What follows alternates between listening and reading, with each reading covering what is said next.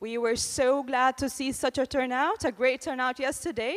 We had interesting keynote speeches from AWS, from the BIBF, and from the Bahrain Airport Company.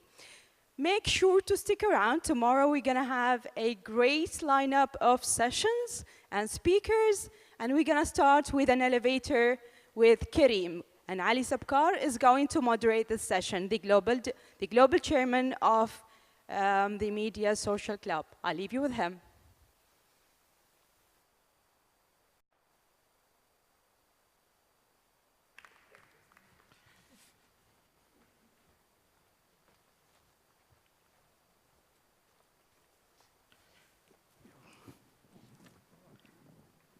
Good morning, everybody. Sabah al-khair jami'an. It's great to see you again today on our second day of Unbound Bahrain. Yesterday, we talked about stories, and what a lovely day to start with Karim's story, one of the biggest startups in Middle East. And we have with us our brother Khalid he's the GM of GCC for Karim. How are you, Khalid, today? I'm great, thanks. Thanks for the great introduction, Ali. It's always great to be in Bahrain, and thank you for having such a lovely event and such a great venue. It's great to be here. Thank you very much. So tell us about Karim. What is Karim, and what does Karim do? So Karim started in 2012 when two McKinsey management consultants decided to quit their jobs and start something that was meaningful. Magnus Olsen, our first co-founder, had just recovered from a serious brain surgery and wanted to actually do something that impacted the lives of people and simplified them. Mudassir Sheikha, our second co-founder, had spent a lot of time in the Silicon Valley area in the US with the startup industry and wanted to bring some of that startup culture back to the region. And he also wanted to create an institution that inspired. And this is how Karim was born. In 2014, it reached new heights when they were joined by our third founder, Dr. Abdullah Ilyas, who is a Saudi-German serial entrepreneur. He also had spent a valuable amount of time in different industries and wanted to come back to the region and bring back something that had a big positive impact. So this is how Karim was born, a brand that really had a mission to simplify the lives of people and create an awesome organization that inspires. Great. So Karim is an app, is it a website? What does it do? So Karim is actually started off as a ride-hailing service. And as you know, we went along, we started discovering that there are different things that we wanted to do. And there's different things that we wanted to get into the future. But it started off by looking at a big problem, which was at that time trying to figure out mobility and trying to find a solution for this. And we expanded into different areas. Very good, very nice. Okay, who are your main competitors? So competition is very healthy, especially for a new industry like ours, the ride-hailing industry. We welcome competition, whether it's local or international. As one of the main values that we focus on is we focus on providing a quality service to our customers. We focus on addressing the local market needs in the markets that we operate in. And we focus on having a very positive impact on our customers and our captains. With these values, we are able to actually differentiate and reach the results that we require to do. Very good. So your app is very important today for many people. I mean, you said about differentiation and values. Can you tell us, what did you solve? I mean, there was a case, that's why, Karim was invented and created. Sure. So did you help people? I mean, how many people really used Karim? What was, the outcomes and the results? So really, Karim started because we saw that there was an opportunity to address the need for improved mobility in the Middle East. Today, over 30 million customers are using us across the Careem footprint, and it is solving a big gap and helping also in terms of enhancing the mobility in many different areas that we have in the Middle East region. But it's also a very big job creation engine. We've celebrated a couple of months ago a big milestone that we really were striving to achieve, which was the creation of 1 million captain jobs across our footprint. 1 million? Yes. In how many countries? This is across our Careem footprint, which is currently standing at 16 countries. 16 countries with 1 million jobs. Yes. That's a great number of jobs created by Careem. I think it's deserved applause. Thank you. So Careem is scaling up fast. And we earlier talked about Uber and talked about tech investors. So who's funding Careem? So, today we have several, investors that, are part of the Careem journey, part of the Careem mission. And there's a big range of them, and they see the massive potential. They see that this region has a lot of massive potential. Okay. And they see that obviously since we started our journey, we've grown quite fast, and they still see that there's a lot more potential in the region. I see. Very good, very good. Are you going to open in other countries like Far East or States? Because you said 16 countries. What is your milestones? What is your plan in 2019 and 2020? So we still have quite a lot of cities and areas that we still are focusing on growing in our current footprint. So we are still looking at markets in Northern Africa. Okay. And this is just purely ride-hailing business. If you look at the 3 main areas that Careem is going into in the next year or so, we have the first area that we have is the food delivery business. And in 2018, we acquired a company called Run Menu with the objective of understanding the food delivery business and learning as much from it so that when we launch our own service, we're able to actually hit the ground running. And we did so. We launched our Careem Now app, which is now available in Dubai, and it's rolling out several cities. What does it call? Careem Now. Careem Now. Yeah. So Careem Now is a food delivery app. Yes. That's nice. Yeah. Good. Second area that we're going into is mass transportation. And we have recently launched a very interesting project in Cairo called Careem Bus. Careem Bus. And today, if you look at Cairo, an average person in Cairo spends about 50 hours a month in traffic. 60% of rides in Cairo have just one person in the ride. 40% of people don't have adequate access to public transport. So hopefully by launching Careem Bus, we can help alleviate and reduce some of the congestion problems that we have in Cairo. And if you think of it in the sense that one bus is potentially 13 less cars on the road, potentially freeing up 13 car parking spaces, and a bit under 13's worth of CO2 emissions that are reduced. And that's just the impact with one bus. So you can imagine by having a multitude of buses, how we can really help a city like Cairo improve its mobility. Amazing, amazing. Third area that we're getting into is we have recently launched a peer-to-peer prepaid closed-loop credit transfer service, which allows customers to send Careem credit from one app to the other. Okay. And this credit can be used for rides anywhere, pretty much in the Careem footprint.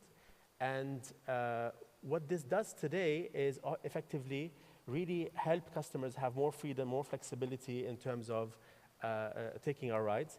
But more importantly is, today in the Middle East, only 14% of people have a bank account. That's actually a big opportunity in the sense that for everybody else, they don't have a secure way of storing and transferring and moving cash. So with the advent of mobile phones and smartphones, this actually presents itself as a huge opportunity for us to get to offer people in the future a digital wallet and a mobile payment system. Amazing, amazing. I know, Khalid, you are ex-Zain and you have a background of telecom, so you are very familiar with digital and this. And I think yesterday everybody talked about startups and technology has to go, side by side. And how much technology you use in Kareem? I know it's an app, but with all these numbers and facts, how much analysis you guys do to create new services? So technology is at the core of everything that we do. And we use the latest state-of-the-art artificial intelligence to try and innovate as much as possible, to try and help us provide the best technology to our captains and to our customers. We've invested $100 million worth of R&D in our tech hubs, which are in Berlin, in Germany, in Pakistan, and in Dubai, to try and not only get the best technology to our customers and captains, but also to create a destination for all the tech talent that we have in the Middle East, to try as much as possible to attract it and provide it with a destination where they can actually excel and innovate and do their best. And I think that's one of the big leaps that we've done in terms of technology with our 3 technology hubs that we have in those cities. I think Kareem could be a case study for startups who would like really to scale it up and go big, because you have a very nice story to tell how really a startup should be when you have a good investment and where you are going. So tell me, what is the ultimate goal of Kareem, where you are heading? So our boldest initiative now comes in the form of becoming the internet e-commerce platform of the region. While growing Kareem, we've spent a substantial amount of time and resources on building a platform that can run a large consumer internet e-commerce business at scale. And we are right now in the process of platformizing it, where we will start opening up this platform and allowing other third-party e-commerce internet partners to plug in and utilize the features of this platform, so that when they launch their services, they're able to do so at a faster pace, and they're able to scale up significantly. Nice. Is there any collaboration between Kareem and startups? Are you acquiring, you said you acquired an app, delivery app. Correct. So are you doing more of these things that startups, because again, this event is all about startups, and I think startups have to start talking to giant startups like you. Absolutely. So we continuously have open ears and have discussions with startups, and not just, as you mentioned, for potentials of acquisition, but also potentials of mentorship and helping out and doing the best that we can to inspire and become a startup that also acts as an inspiration and has a positive impact for other startups in the region. So, in the Middle East, we have always, or most of the time, we have always imported technology. I think now is the time for us to start building that technology that our region needs, and maybe in the future exporting it to the outside world. Very good. So we have less than 2 minutes. Tell us, what's tendering now? What's the new tender happening in the business, especially for startups? Because a lot of youth would like to create their startups. What do you recommend to them? What do you suggest? Like a last advice from you to the young startups. We understand that there's so many opportunities, and I think it's very important to identify how to solve a big problem with a big idea. Okay. And once you do that, it's very important to keep working hard and building your big idea and measuring everything that you do as you go along. And also if you have investors, always going back to them and convincing them of the big idea and how big this opportunity is. But ultimately, what is very, very important is to always have a purpose. True. So having a purpose for any entrepreneur, having a purpose in your startup really is what makes it for most organizations. Amazing. I went through your social media accounts, and there was like account for every country. Is that in purpose to serve and help your customers in every segment area? Absolutely. We try to be as local and as present, and as I said, we always understand the local market needs, and every market has different needs and requirements, and hence it's so important for us to actually be in every market as Kareem Bahrain or Kareem Kuwait, or any other country. So yes, we do have a social media account dedicated for every single country that we're in, because that's part of how we actually address the current local market needs. Amazing. If startups would like to contact Kareem, where they have to contact? Through social media, or there is a website, or? So we are, always happy to hear from anyone. I mean, I'm happy to hear from anyone if they'd like to approach us and discuss any potential partnership opportunities. We're all open ears, definitely. Khaled, thank you very much. We learned a lot from Kareem, and thank you very much, everybody. And you have a long day today. Please don't forget to tell your story as well through the hashtag Unbound Bahrain. So see you again. Thank you. Thank you. Thank you.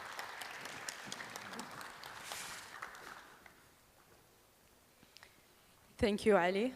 Thank you, Khaled. Thanks. Next, we talk about Innovation Nation, Saudi Arabia in the fourth industrial revolution.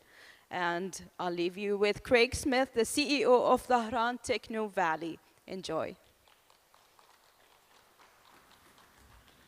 Please come in.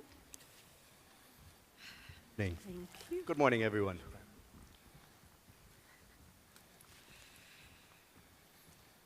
Plenty of seats up here. Yes. Well, thank you. Thank you on day 2 of this great event. I appreciate everyone being here. This session right now, for the next 40 minutes, we're going to talk about Saudi Arabia, the innovation nation, the fourth industrial revolution, and digital transformation. So a lot has been said over the last couple days about Saudi Arabia. Well, look who's here. Welcome, Mark. Hey, Mark just arrived from Saudi Arabia only this moment. A lot has been said about Saudi Arabia as the largest economy in the region, certainly. Barriers to entry being lowered, a lot of access to the economy. Things are happening and changing in Saudi Arabia at a very exponential rate. And we want to explore a little bit for the next 20 or 30 minutes. What does that mean? What does that mean to entrepreneurs? What does that mean to markets, to the business possibilities and opportunities, and the challenges that exist in Saudi Arabia? So what I have here is assembled a fantastic professional panel of experts who have spent their careers or their lives in Saudi Arabia to explore this concept. We have represented here small business, educational system, access to ministries and policy making, and large business operating in Saudi Arabia. So we can really give a good breadth of the technology, the capabilities, and the challenges. I'll just introduce my panel very briefly. Dr. Mohammed Al-Ansari, who is one of the authors of the Innovation Policy and advisor to ministries in Saudi Arabia. Ms. Dr. Amal Dokan, who's Babson Global College Director of Entrepreneurship. Mr. Liam Hurley, who's Vice President of Emerson Automated Systems for Saudi Arabia. And Mark Stevens, who is a startup expert and CEO of a small company who's dealing in blockchain technology to master the problem of remittances. Thank you very much for all of you for being here. And if you wouldn't mind, and we'll start with you, Dr. Mohammed, just take a few minutes, maybe 1 minute, and explain what it is you do, what it is that drives you. But please take no more than 2 minutes. Thank you, Craig. Normally it takes me days to go ahead and relate to where I am and where I come from. But in short, I'm a graduate of Saudi Aramco. I spent about 25 years with Aramco heading the technology program, all technologies that was developed by Aramco, been handled within my department. Before that, I created the intellectual property system for Saudi Aramco, and thereafter for different universities and entities within Saudi Arabia. As I graduated from Aramco, I started pursuing my dream that everything that has been done in Aramco is to be transferred to universities throughout the kingdom. So we started, or at least tried to help universities throughout the kingdom to create innovation system, intellectual property and technology, and seeing these technology go all the way to the market. That's probably the bottom line. Recently, I've taken a big challenge to go into the IP commercialization. This is intellectual property commercialization by taking 10 patents, Bara'at Ikhtira, from Saudi Aramco for a technical device called inspection, non-destructive testing inspection that can detect. Yes. And I took it to the market. That's in very short. It didn't take a minute. Thank you very much. Thank you. Just a brief introduction. We're going to get into some good content here in a moment. So, Please, Amal. quick note, I mean, most of what I do is in the field of education, entrepreneurship education mainly. So to what he does on IP regulations and all of these stuff, this is what we need, because when we push researchers, scientists, you know, to take their inventions from the lab to the market, we need to make sure that all these regulations also do exist. It makes our life harder if it doesn't really exist. I also work a lot with startups around the region and the globe sometimes, training mainly, and I work with a lot of corporates on innovation and just instilling new mindsets. So my job is around thinking this way and how can we shift it to a different direction where we can see things differently. Outstanding. Thank you. Liam. Thank you. Shukran, Craig. Sabah al-khair. I suppose I'm the odd man out in this panel. I feel, you know, a little bit out of my depth with the wealth of knowledge around startups and innovation that we have on the panel. I work for Emerson Automation Solutions, but we do have a direct connection to startups and entrepreneurs, especially in Kingdom, where we try to use innovative technological solutions to support our customers achieving top quartile performance in operation and project execution. And in doing so in Kingdom, what we do is we try to engage with startups, with entrepreneurs, with small to medium enterprises to support us along development chain and manufacturing supply chain as well. Excellent. Thank you. Now, to everyone in the audience, I'd like you to give Mark a round of applause. He only got his visa this morning, jumped in the car, went through 8 stops on the causeway, and walked onto the stage as you saw him just moments ago. Thank you. Shukran, shukran. Thanks, Craig. Yeah, it's nice to be back in Bahrain. I've been based in Saudi across the causeway for a few years now. In the trenches, as we say, part of the fintech conversation, looking to bring blockchain innovations to cross-border payments. Great. Well, welcome all. And Thanks, Craig. I truly appreciate you all being here. And thank you to Unbound and the Bahrain EDB for making all of this possible. So let's get into some dialogue. We'll start with you, Dr. Mohammed. You've seen a lot happening in Saudi Arabia, and particularly in the last 5 years or so. Saudi wants to be the heartbeat and the pulse of innovation and entrepreneurship. What's the landscape? Lay out the landscape and tell us what you see happening in the next 5 years. If I can answer that question rightfully, I can write a book and make billions of dollars. It's kind of interesting. We are living in Saudi Arabia a dream. Saudi Arabia, if you take it through generation, look at it this way. 30 years of human capital. And that started from the 1920 up to the end of 1940s. That's a whole generation building the human capital, building Saudi Arabia, roads, educating people, starting Aramco, and starting different organization, railroads, TV. Now comes the second part, which is the relationship capital. And again, for another generation, 30 years, started the 50s, the 60s, the 70s, and all the way to the 80s a little bit. And the beauty that after that came the third generation, which is the structured capital. You build human capital and you develop the people of Saudi Arabia, and then you build a relationship, and you brought technologies from outside, and you build relationship and collaboration. The structured capital started from the 2000, where you sort of identified and labeled everything you have developed as experience, technologies, into something that is monetized. Now the future is coming now, where you make really value of all these 3 generations. Sometime when I look at the programs, Saudi Arabia, currently there are about 12 programs. If you go to the detail, it's so much amazing, these programs and the KPI that related to them. I'll share with you just a glimpse of where these programs and KPI can relate to entrepreneurs and startup companies and even individual, you know, one-on-one, including myself as well. Now, the program of Saudi Arabia.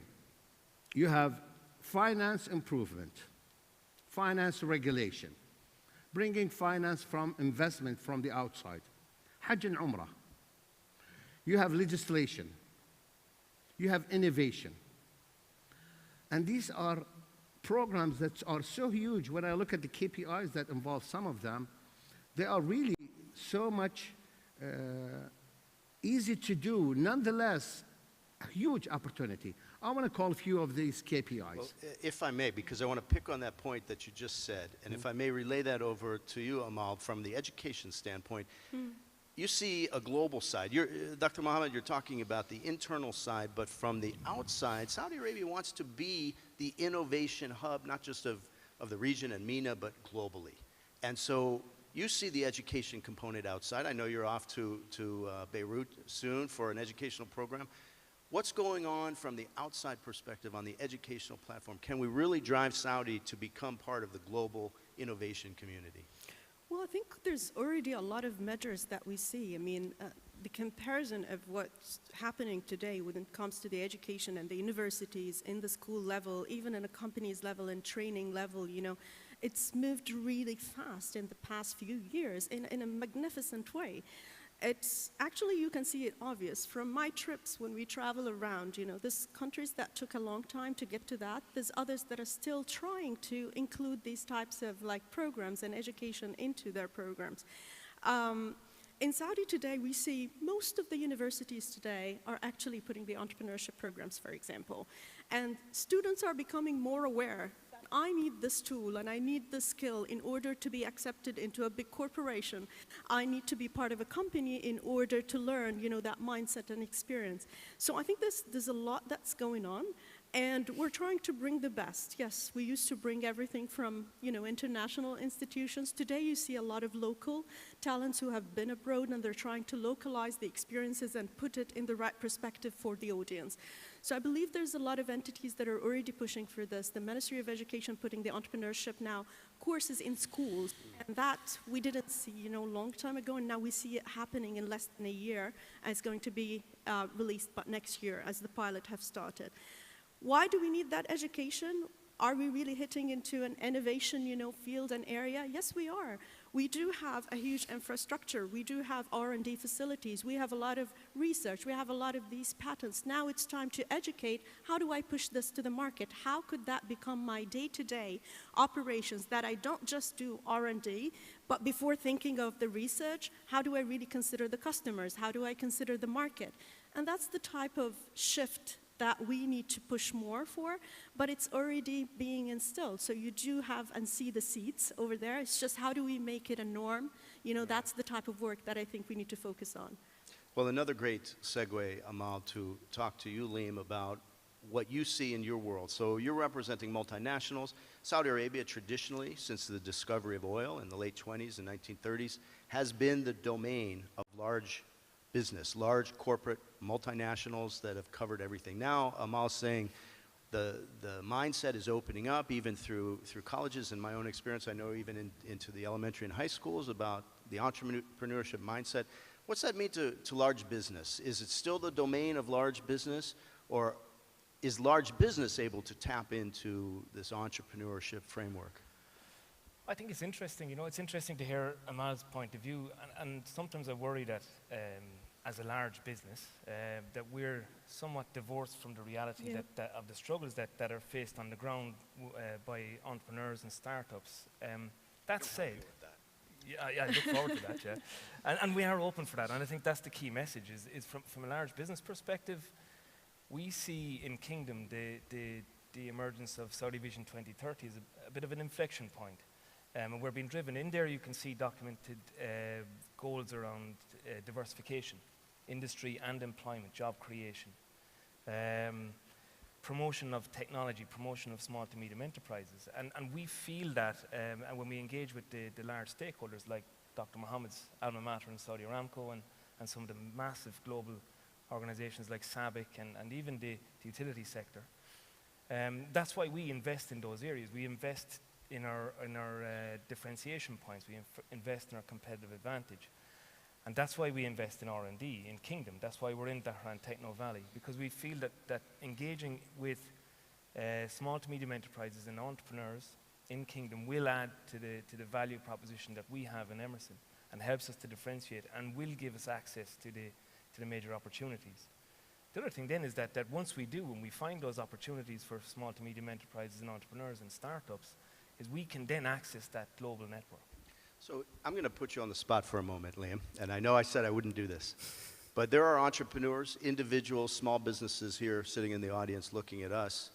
How does a small entity, a single individual, knock on the door of a multinational conglomerate like Emerson, $40 billion valuation company?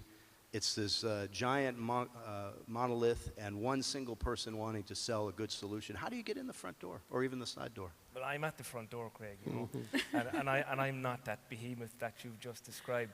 But I don't want to simplify it. I know from a startup perspective, that's perhaps not the perspective. It's more like what you've described.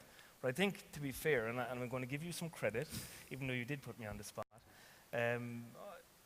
the organizations that you run, and Bahrain Techno Valley, and organizations like that are innovation hubs that engage industrial partners, help to facilitate that engagement.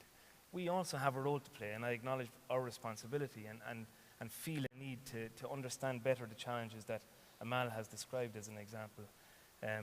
But I'm sincere in my words when I say that we do see the need to be prepared for IR 4.0, to understand what our customers' goals are around digital transformation. And to get there quicker, we will need to be able to tap into the mindset of new startups and entrepreneurs. So we encourage engagement. It's easy for me to say we have an open door. We do have an open door. I think you appreciate that, Craig.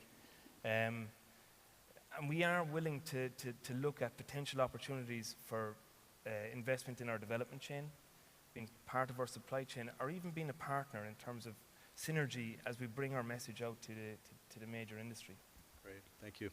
Well, Mark, you've seen a lot in Saudi Arabia. Mark has a very interesting story. We won't have time to get deep into your story, but tell us right now what resources are available, or even what resources are lacking for the entrepreneurs, the innovators, the small businesses in Saudi Arabia.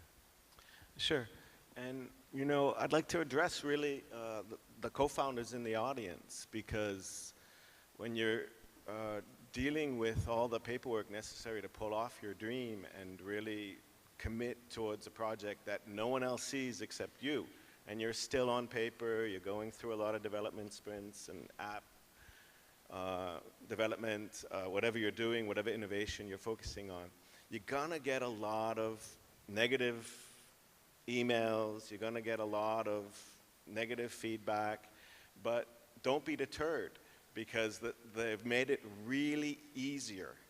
Because I've been at this maybe 36 months ago, and if you opened up your mouth about startup, they were like, what's that? And things of this nature. And if you tell your story and stick to your story, because it's not always about technology, it's not always about like white papers and deep things, it's really the story you're trying to tell and move customers to a cheaper, more convenient experience. But these steps that they've made to improve company formation. And Mark, if I may, when you say they, are we talking about Sagia? Yeah, exactly. So like, we're basically a foreign remote team, and we recently onboarded our first Saudi partner, but we did most of the legwork as foreigners, and we have to come through Sagia. And that is just a paradigm shift, because we're actually on the books as a startup with the same power as the multinational corporations were given, the same considerations, and they've really streamlined it. I'm not saying that like the 3 steps that are on the website is only 3 steps, but it's a huge improvement. And I'll give you a small example about like where you get caught up with extra paperwork that in order to fulfill some of those easy steps. I'm still under a Saudi sponsor. That goes away when we get our CR, but it doesn't go away until you get your CR, so you still have to deal with a Saudi sponsor. And one of those issues was my Saudi sponsor didn't want to give me a letter to say you can go ahead and start your own business. Don't know why, because we're good friends, we hang out all the time, but he was just like, what is he asking me? He's gonna get me in trouble, I'm gonna owe fees and all kinds of stuff like this.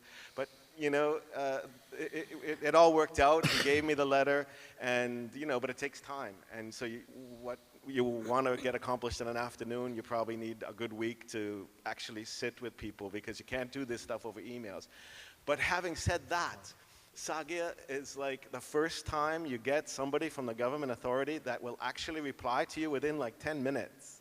And like, that's really, I mean, it's phenomenal. So, we're nobody, right? We're a startup. Nobody knows us yet.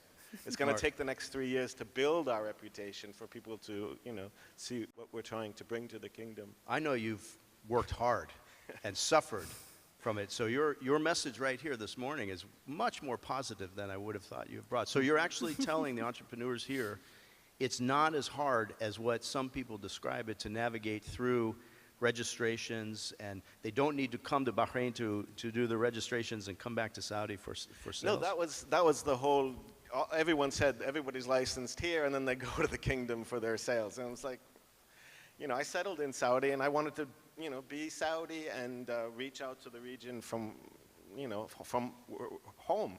And clearly the other GCC markets are equally as important, but when you're there, you shouldn't be like, there shouldn't be a barrier, and those barriers have been reduced, and pretty much allowing foreign companies to take complete ownership of that conversation with the authorities. Outstanding. Dr. Mohammed, back to you on an issue. Saudi Arabia, by current proven reserves, is set for 70 plus years of oil, the oil economy. Traditional jobs are in oil and gas. We diversify into gas. You know, we're trying to diversify in Saudi Arabia, but it is an oil economy by all means. Digital transformation comes along. So where are the jobs? Are they going to remain in the oil sector? Are they going to remain traditional? Is digital transformation 4.0, cloud computing, robotics, all that goes along with IR 4.0, is this the new paradigm for the up-and-coming generation? 2015, Saudi Arabia reserve was 261 million barrels. We sell about 8 million barrels a day. That takes you to 3.4 billion barrel a year. So in 2016, it should be 261 minus 3.4, but it stays the same, 2016. And we sold, again, 3.5 billion in 1 year. So the year 2017 should be less. It stayed the same. And 2018, it decreases. And the question is, how does it that there was no subtraction of what you sold? One, digitalization helped to go ahead and drill more wells with a better qualification. Old wells, they used to produce 30% oil. With the digitalization and information technology, it allows it to go to 60%. So even the duration that we talked about, the 70 or 80 years, could increase to 100 years and even further. Now, the beauty is that every part of the 80 or 60 or 100 years will bring employments into it.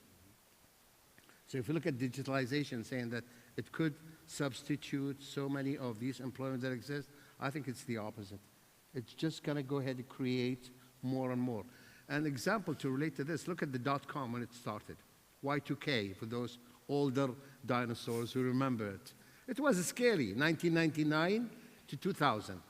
They said that .com will go ahead and kill everybody, no employment and what have you, what have you. And look what have happened. The whole world now is depending on this, the whole employment. So digitalization could be, again, another revolution as the .com and information technology that was created. It's just going to go ahead and make our life much easier. It will open opportunities for entrepreneurs and startups like never before. They just need to go ahead and understand how could they sing the right song to the right investor, and at the same time, look at the investors or the potential collaborator that they are looking for. What is he looking for? Rather than concentrating on your own product, on your own technology, convert the equation and ask the question, what interests him in what I have? And do it that way, and you'll be amazed how many doors could be open to you. Excellent, very good. Amal, what do you see as the means of attracting global entrepreneurs. And Saudis, of course, they're in Saudi and they want to start up small businesses, but what's going to bring people into the kingdom, invest and open up doors? And by the same token, what are some reasons that are going to prevent people from doing that? So we'll look at the entrepreneurs and the investors who look into Saudi Arabia. I mean, from all the travels and the conferences that we go to, we always get this question right away: how do we penetrate the Saudi market? And I think just 2 points here. Going back to all of the changes that happened with Saudi, and I have registered 3 nationalities recently. It took us 3 months, but we got it done. We celebrated with each one, and we hang the certificates, you know, on the walls. So all these changes, these are signs that actually could encourage others to see that these stories are actually happening. But going back to that perspective, what would attract them? The Saudi market is a very attractive market by nature, and it's becoming more attractive. The rate of growth is really increasing year by year. The number of opportunities that are arising in the kingdom is actually immense. And going back to what we talked about yesterday, it's a young population. It's very digitally savvy, right? So the possibilities for any startup to come and really propose new solutions that will help and enhance the lives of these young people and will make their life better is they're going to use it. There's no company that started in the world and came to Saudi and said, oh, nobody actually, you know, have used that service. We jump on it, we try it, and they actually try to see which one is the best one, and you see that the best will win, actually. So I think there is an intelligence that's being actually created by the young generation that have access, you know, to anything that's happening globally today. And from an investor's point of view, we actually get people who see the fortune that you actually look at, you know. This is growing. It's opening up to international markets. There's a lot of big corporations that are coming and willing to expand. You know, there's a lot of R&Ds that are happening. KAUST alone, you know, do receive these requests. So you've got SABIC and Dow that started this, and then other companies have actually opened their R&Ds. So why do I do R&D? Why would I put all that money over there? So the possibilities, I think, are great, and that's what makes it attractive. What's left now for an investor is to make sure that when I put my money, I'm protected. When I actually invest in a company, I know that I will get my, you know, my deal sorted really quick. Because some of the situations that are happening today, let's get the company opened in Cayman Islands, or let's get a Delaware company registered really quick. I know, I understand it. I don't know what to do in Saudi. What if we flip it? It's already happening. What if we actually show how easy it is to do that, you know, and look into the whole process, you know, and see what didn't work? To his point, Sadia, when we got stuck, we would actually pick up the phone. Literally, there's a coordinator number. How do I do this paper? All right, you got to write this, you got to do this, you got to do that. So I think there is response. Why not use it? Our role in Saudi to change that perception and the mindset of the global markets who think we're not penetrable, who think that we're not really open, but we are open today more than any other time. And as an entrepreneur and as a corporate, you need to use that chance. No entrepreneur got it easy. Everyone who went abroad to any country, they had the similar obstacles, right? But we are actually getting that aura of not being easy. So I think that's our role, is to translate that message to entrepreneurs, to investors, to corporates, and pave the way for them. Well, thank you, Amal. Let me continue that thread with you, Liam, in that Emerson came into the kingdom and invested heavily, in a big way. Of course, they have the assets and the wherewithal to do that. But they made, the corporate leaders made a conscious decision to be in Saudi for long term. Now we're seeing a whole shift in the paradigm. And when we look at, we talked about oil and gas as the baseline for Saudi export, renewables. Nuclear now is entering into the equation. A lot of other technologies with which Emerson might be well poised to support. But where do you see the future going from a large business perspective?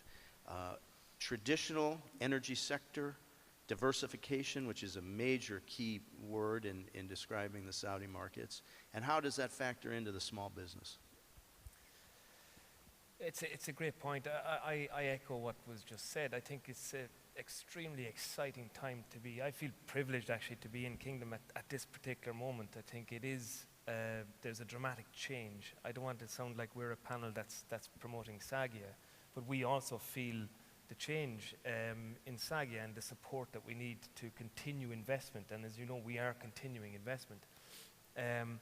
In terms of the small to medium enterprises, startups, entrepreneurs, I see huge opportunity. And it's not just the energy sector.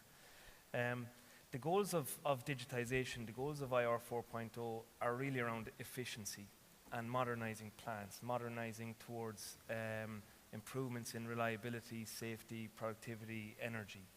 They apply across all industry segments. So they apply in nuclear, they apply in alternative energy. And when we reach out to Sagia, and why I see that they play an important role, we look to the future. Why should we invest? And Sagia give us visibility, and it's not just energy, life sciences, pharmaceutical, biopharmaceutical, secondary pharmaceutical, manufacturing industries, food and beverage, mining, all attracting investment into Kingdom today. And we look to the future, we look to why we should invest, and then we look at the opportunities coming out of IR 4.0 and digital transformation, and that's where we see huge opportunities for startups. From Emerson's perspective, be they synergistic partnerships, be they part of our development chain, or be they part of even our supply chain as we manufacture new products that get developed out of the R&D and collaboration that we do drive in Kingdom. Thank you, Liam. Mark, Abu Cash, your company, is after the remittance space using blockchain technology. Where are you going to be in 5 years? Ooh. Everywhere. No, I don't mean where is Abu Cash going to be. Where are you going to be in Saudi Arabia in 5 years? Full support, integration, blockchain immersion, or is that too soon, 5 years? No, clearly that can definitely happen within 5 years and hopefully 36 months, because that's about the only runway you're actually given before you run out of cash when you get your first seed rounds. But I wanted to sort of address not just the innovation that co-founders bring, but in terms of technology, but also the business models, because what you do when you sort of throw your pebble into the pool, right, is the ripple effect.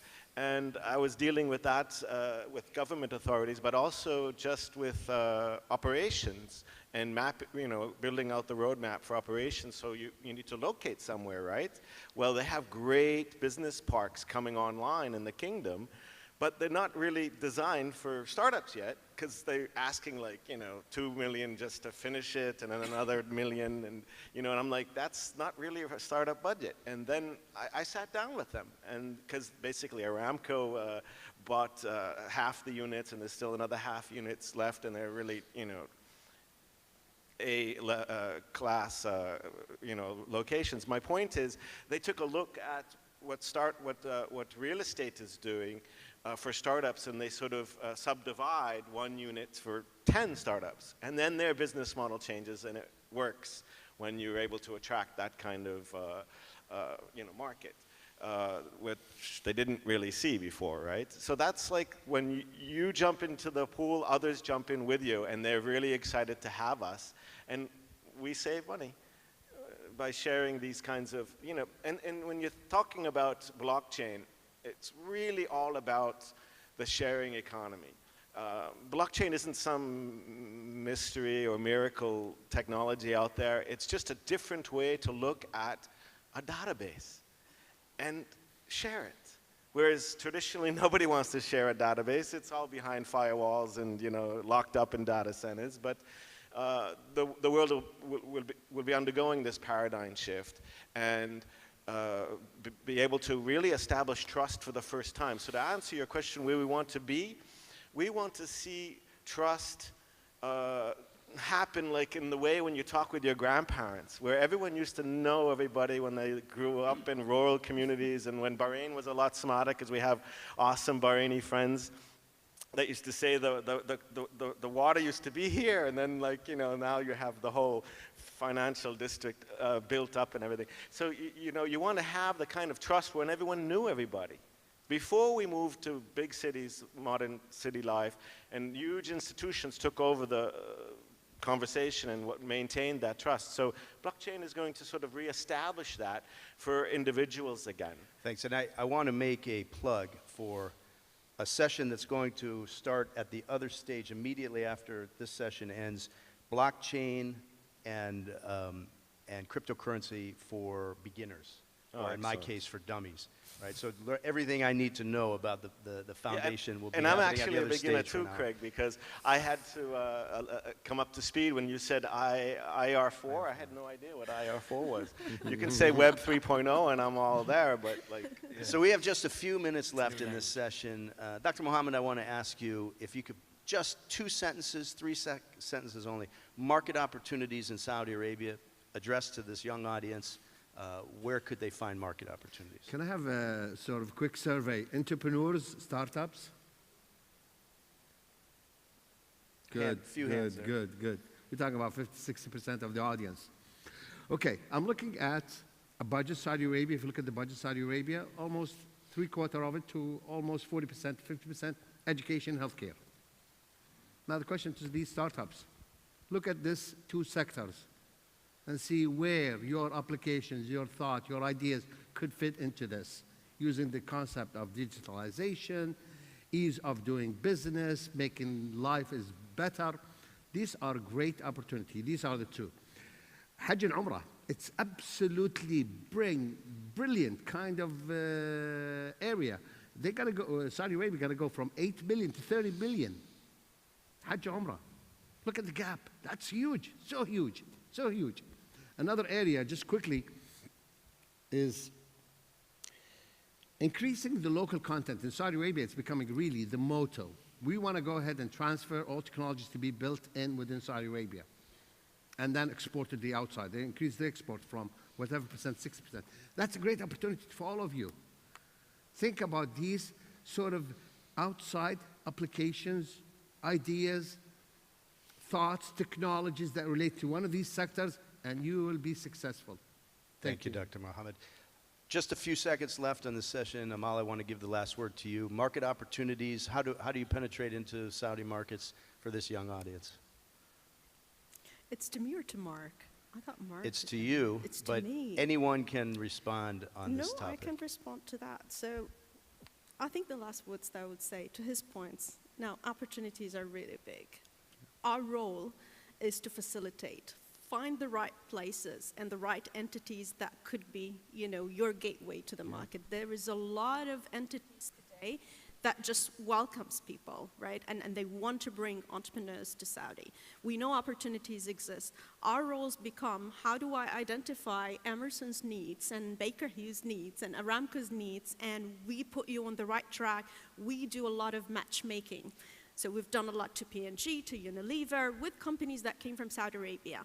So I think there is a role and there is a part that we need to make people aware, but that's also something that we can do. Do your homework when it comes to reaching out. The opportunities are really big. We do need startups from outside. What we have is not enough. And we're gonna say they're not enough. No matter how we push, we still need more startups to come. All these markets that are opening up today, its huge funds are actually matched to it. So in Hajj and Umrah, there is a fund. There's also another fund of funds, that are helping investors to invest and co-invest. The number of investments are increasing. So how do you, as entrepreneurs, find out? We'll be happy, of course, to share emails, if anything applicable. But I think that's what they need to do. There's a lot of homework to do in finding out the right entities to access and knock the doors. Right, thank you. We're out of time, but Mark, Liam, Amal, Dr. Mohammed, I want to thank you for your valuable time. I do want to leave with this last word. All of us here on the stage are part and participant at Bahrain Techno Valley right across the bridge. For Bahrainis who are here, for Saudis, of course, anyone who has access to the kingdom, please come by. It's a community that we're building. We're trying to create an open innovation space, place for entrepreneurs, place for startups, large businesses operating, lots of opportunities, seminars, workshops, everything that we can build. You're part of our community as well. Again, thank you very much. Thanks to the hosts, and I appreciate your time in the audience. Thank you so much. Thank you very much. Thank you, Craig.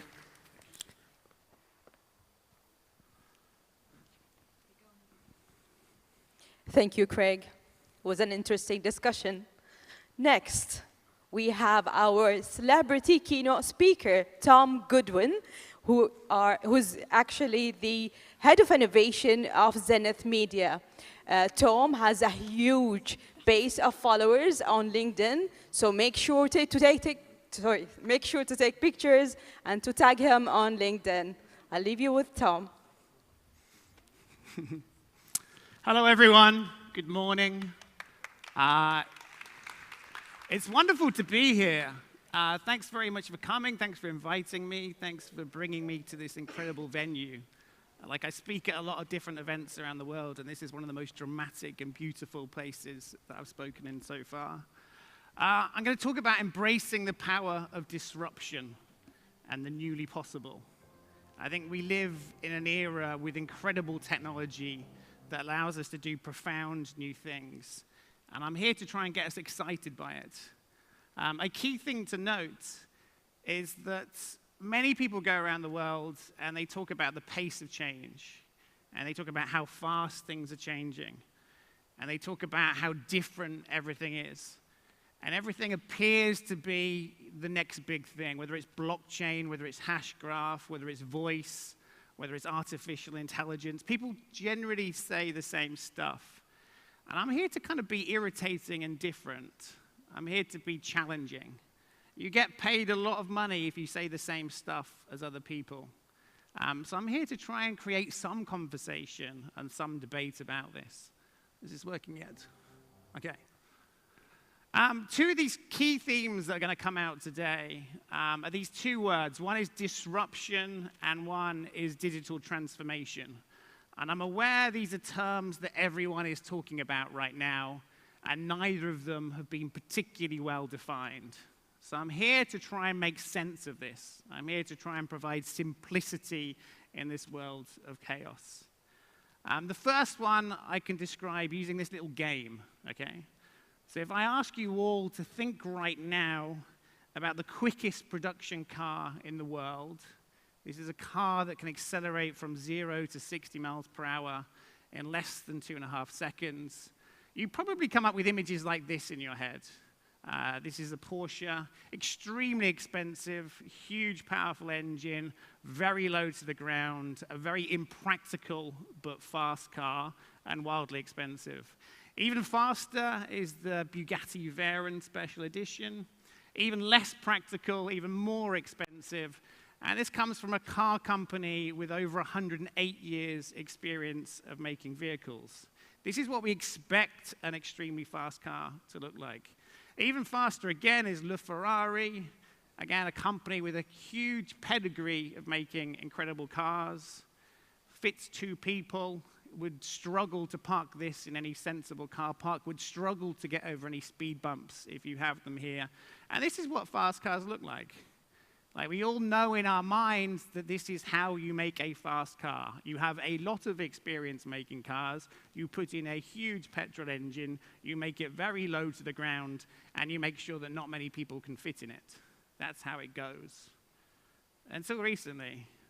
So the very, very fastest, there's some arguments about this, but by most measures, the very quickest car in the world right now is this car. It's a Tesla.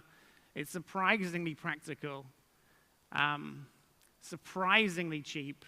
It doesn't look like a sports car. And it's by a company with about 10 years experience making vehicles now. And the most extraordinary thing of all is it got faster overnight and free of charge to all owners thanks to a software update. Now, that's not how cars work. This is my car here. It's fine. It's now displaying every single form of warning light that a car can. And I can promise you, every day I wake up and I get in it, it is not better than how it was before. It's got worse. Now, something very interesting is happening. Like, how is it that a brand new company has entered this space, made significant changes to all of the assumptions that we've had, and done something radically different and transformative and kind of taken over the world? For me, that's the power of this thing called disruption. I'm going to explain that in more depth. So today's presentation, we're going to go through this journey of 4 parts. I'm going to introduce myself and my role a little bit more. Then I'm going to explain a bit more properly what was happening with that concept of disruption. Then I'm going to talk about digital transformation.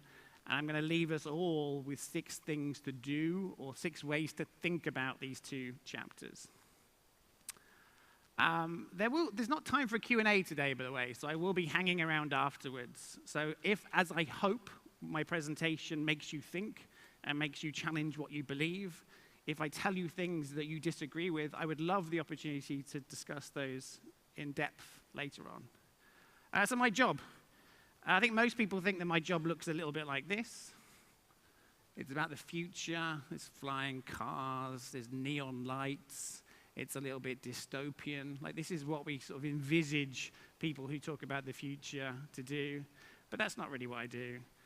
Other people think it's about robots and artificial intelligence, and everything's very futuristic looking and a bit scary. Again, that's not really what I do. Other people think I just make stuff that's a bit fun. This is Pizza Hut in the US. They've launched a pair of trainers that you can order pizzas from just by pressing a button on the tongue. You kind of press the button and a margarita pizza flies towards you, I think. I don't do that either. So what do? This is what I do. I look at how people are behaving. This is a computer screen in a library in the UK. And you probably can't see it that clearly here, but these are sweat marks. Small children have come up to this screen and tried to touch it, and they've been disappointed by it. This is what I study. I study the kind of anthropology of technology. Like, how does technology change the way we feel about life? How does it change the way that we behave? How does it change our expectations of the world and of businesses in it? So it's much more about people than the technology. And I find this fascinating, because anyone in the audience right now with small kids knows that kids grow up in an age where the moment they experience technology that's amazing, everything else is disappointing to them. Every single form of screen that you can't touch is disappointing. Every magazine that's not connected to the internet is a bit rubbish. Every car that isn't powered by electricity is somewhat disappointing. And it's that gap that we need to be interested in. It's that gap between what is possible and what is routinely experienced, which is the tension which we must explore. So I get quite irritated. I get irritated with bad customer experience. I get irritated with the nonsense that people say on stage. So I start writing. I've now written over 600 articles for different publications. And again, I do tend to be quite challenging in them. I wrote this quote. This is my claim to fame. Most of the places I speak in the world, people have seen this, and they don't realize that I'm the weirdo behind it. And that led me to write a book, which is all about what technology means and how companies need to rethink what they do around the newly possible. Okay, so understanding disruption. So let me do this properly this time. When you design something, you need constraints. Like, any creative process has some form of brief and is hemmed in by possibilities. If you were to say to an artist, just do some art, it's not going to work out. There's too many open-ended criteria. You need to say, please paint something, this is a wall, or this is a budget, or this is a time frame. And the same is true for graphic design, or architecture, or product design, or any form of creative process. You have to have constraints. And design then tends to follow a kind of iterative process. I call them kind of evolutionary funnels, because they're rather like how species adapt over time. What happens is you have this kind of brief or a job to be done. It may be to make a new game. It may be to create a logo. It may be to design a building. It may be to make an advertising campaign. And we have these things called assumed criteria, which is what help us funnel our idea to a better or optimum solution. And these criteria may be things like budgets. It may be things like time. It may be the size it has to be.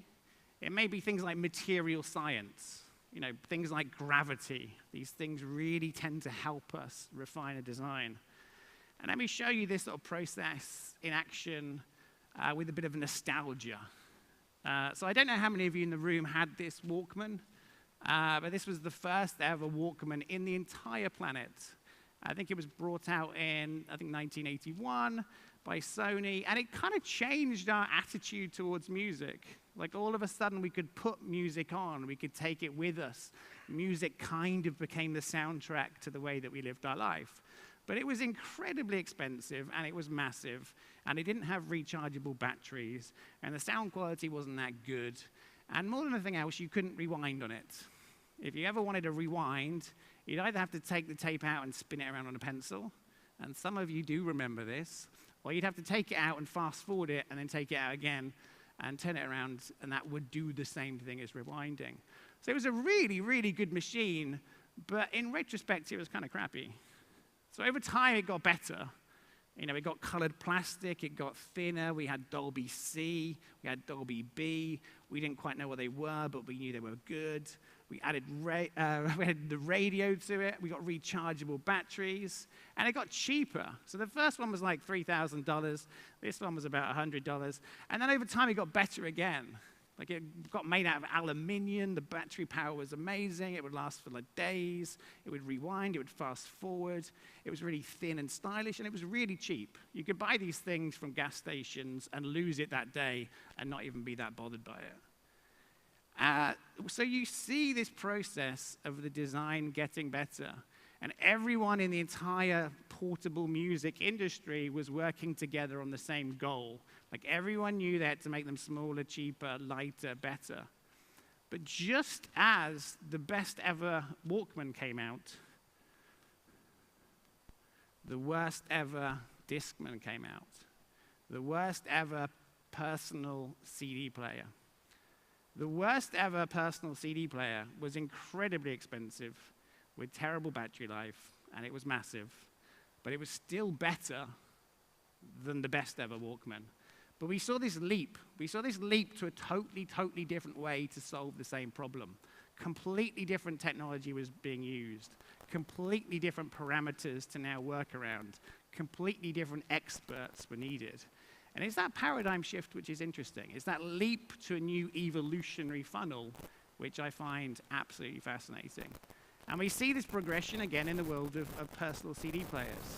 So slowly they start off big and expensive, they get cheaper and thinner, they get radios added, you get anti-shock protection, so it stores the music somehow digitally, which means if you drop the thing, it still carries on playing. It gets remarkable. You get to the point where a few years later in, CD players are now very small, very cheap, very light, and everyone's using them. And then again, we see the same leap to MP3 players. The best ever personal CD player is still worse than the worst ever MP3 player. And we see this leap again. All of a sudden, these companies need different types of engineers. They need people to solve the problem of how do you get music onto the thing. They need to solve the problem of digital rights management. They need to solve the problem of creating storage to allow these devices to keep music. And this is what I'm calling the paradigm leap. So this switch from one evolutionary funnel with the same criteria that everyone is working towards to a completely different funnel with completely different criteria and a completely new solution. It's this paradigm leap that I think is fascinating. And we see this again and again and again and in many sectors. So MP3 players got better, and then we got the mobile phone, and all of a sudden we didn't need to keep music. We just would listen to streamed music wherever we were. We didn't need to buy music anymore. We would buy access to music. The entire world of music changed. It became entirely about a digital experience and user interfaces more than the hardware of making the thing. We see these same paradigm shifts everywhere. We have it in personal transportation. We had the era of the horse-drawn carriage, then the era of the horseless carriage, which looks very similar but without the horse. And then slowly they get better. They look less like carriages without horses and more like Honda Accords. And then they get better again, and we figure out ways to actually replace the entire propulsion system, not with petrol engines, but with electrically powered motors. And now we've got different problems to solve. How do we create a charging grid? How do we sell vehicles without a dealership network? And then the next paradigm shift will be extraordinary. Like, we may enter, and the timing is unknown, but it's assumed at some point we will reach Category 5 self-driving cars, And then everything changes again because we don't need to own the vehicles, because the time that we spend in the vehicles is now productive. And that means that cars don't need to look like cars anymore. Cars can look like lounges. Cars can be dentist chairs where we get our teeth fixed as we get to work. Everything suddenly changes in each paradigm. A few more examples without boring you too much. We see it in time. We had the era, I don't know if any of you remember this one, we had the era of sundials, and then we had the era of mechanical clocks. The mechanical clocks got small, so we started wearing them. And then just as mechanical clocks got really good, we had LCD clocks, which were much thinner and much more accurate and would last a long time. And then now we're kind of in the paradigm where we don't really need a watch.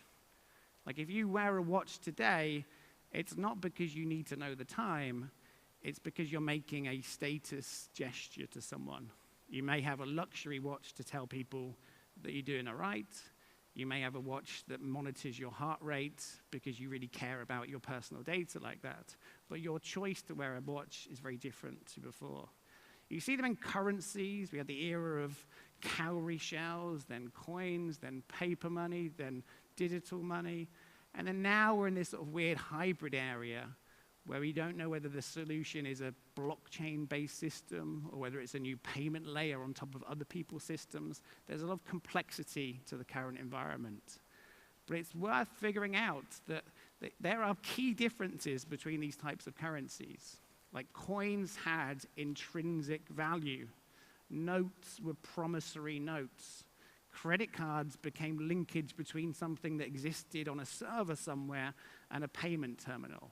They may appear to be evolutions of each other, but they're actually huge shifts in the entire way that we think about each paradigm. There are many, many more examples of this, and if you're thinking on the plane on the way home tonight or as you're driving home, it's great to look around the world right now and think about these paradigm shifts everywhere. You get them in strange places, like in-flight entertainment on aircraft. It went from one TV in the middle of the aisle to a TV set that you could control, and then now modern aircraft don't even bother to put TVs. They provide Wi-Fi, and you're supposed to bring your own. We had the era of canal transportation, and then railways, and then roads, and then now we may leap to a paradigm of things like drones. What you find, and this is just a personal opinion, I believe that disruption is basically the process and the outcome of being the first entrant into a new paradigm. So it was Tesla that has disrupted the car market by looking at car production in a radically different way. In fact, their first ever attempt at a car, by some people's reckoning, was the best car the world had ever known. That's an extraordinary thing to do. When they launched, there was 100 years of collective experience in how to make a car. And in their very first vehicle, less than 2 years into their existence, they made a vehicle that challenged absolutely everyone's assumptions about what a car was. The Dyson vacuum cleaner. The average selling price of a Hoover before this was under $100, and this comes in at over $400 and completely takes the market.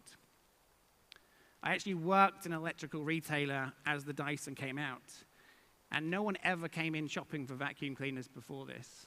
It was not a high-interest category. People did not have childhood goals of owning an expensive vacuum cleaner. It just wasn't how people were. This comes out, and people run to the store, desperate to try and see this new vacuum cleaner and touch it, and they spend over $400 in the process. This was the first vacuum cleaner made by James Dyson. This is the first smartphone made by Apple. I worked at Nokia at the time that this came out. And we knew on the day that it launched that it was going to change the entire marketplace because it was doing things that we'd only dreamed about doing. It's outrageous that a company like Nokia that had spent billions and billions and billions of dollars on R&D was somehow beaten to the first place by Apple making their very first handsets. We were putting out 73 different models of phones per year. They did one, and it changed everything. And you have to sort of ask yourself this question, really.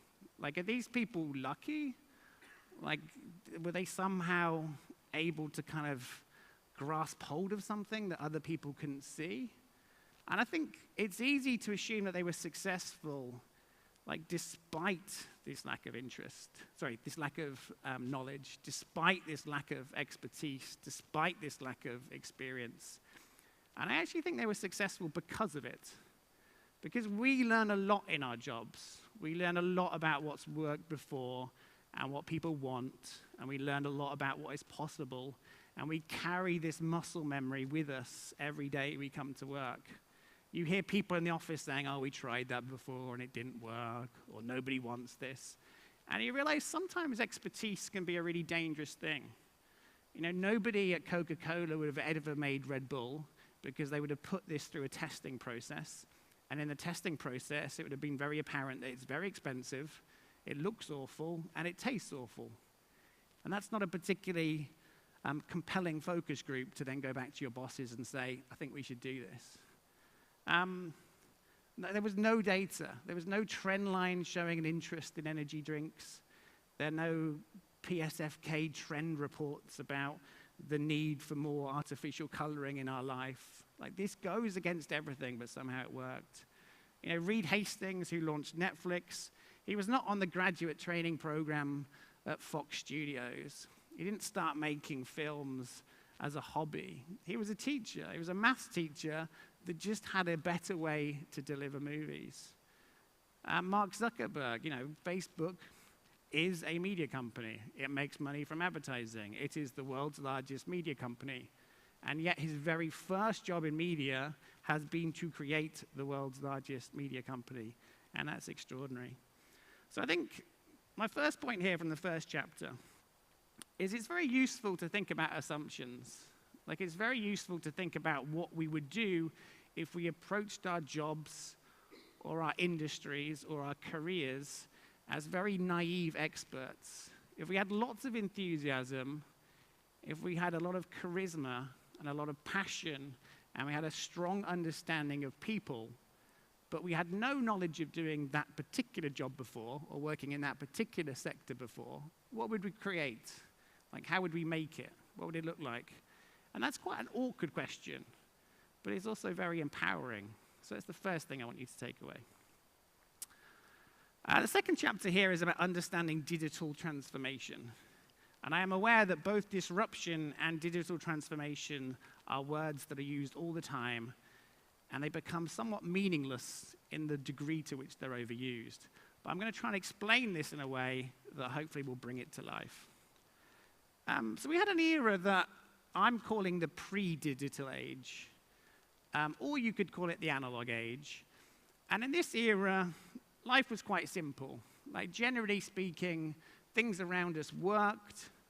They did one thing very well. They weren't connected to each other.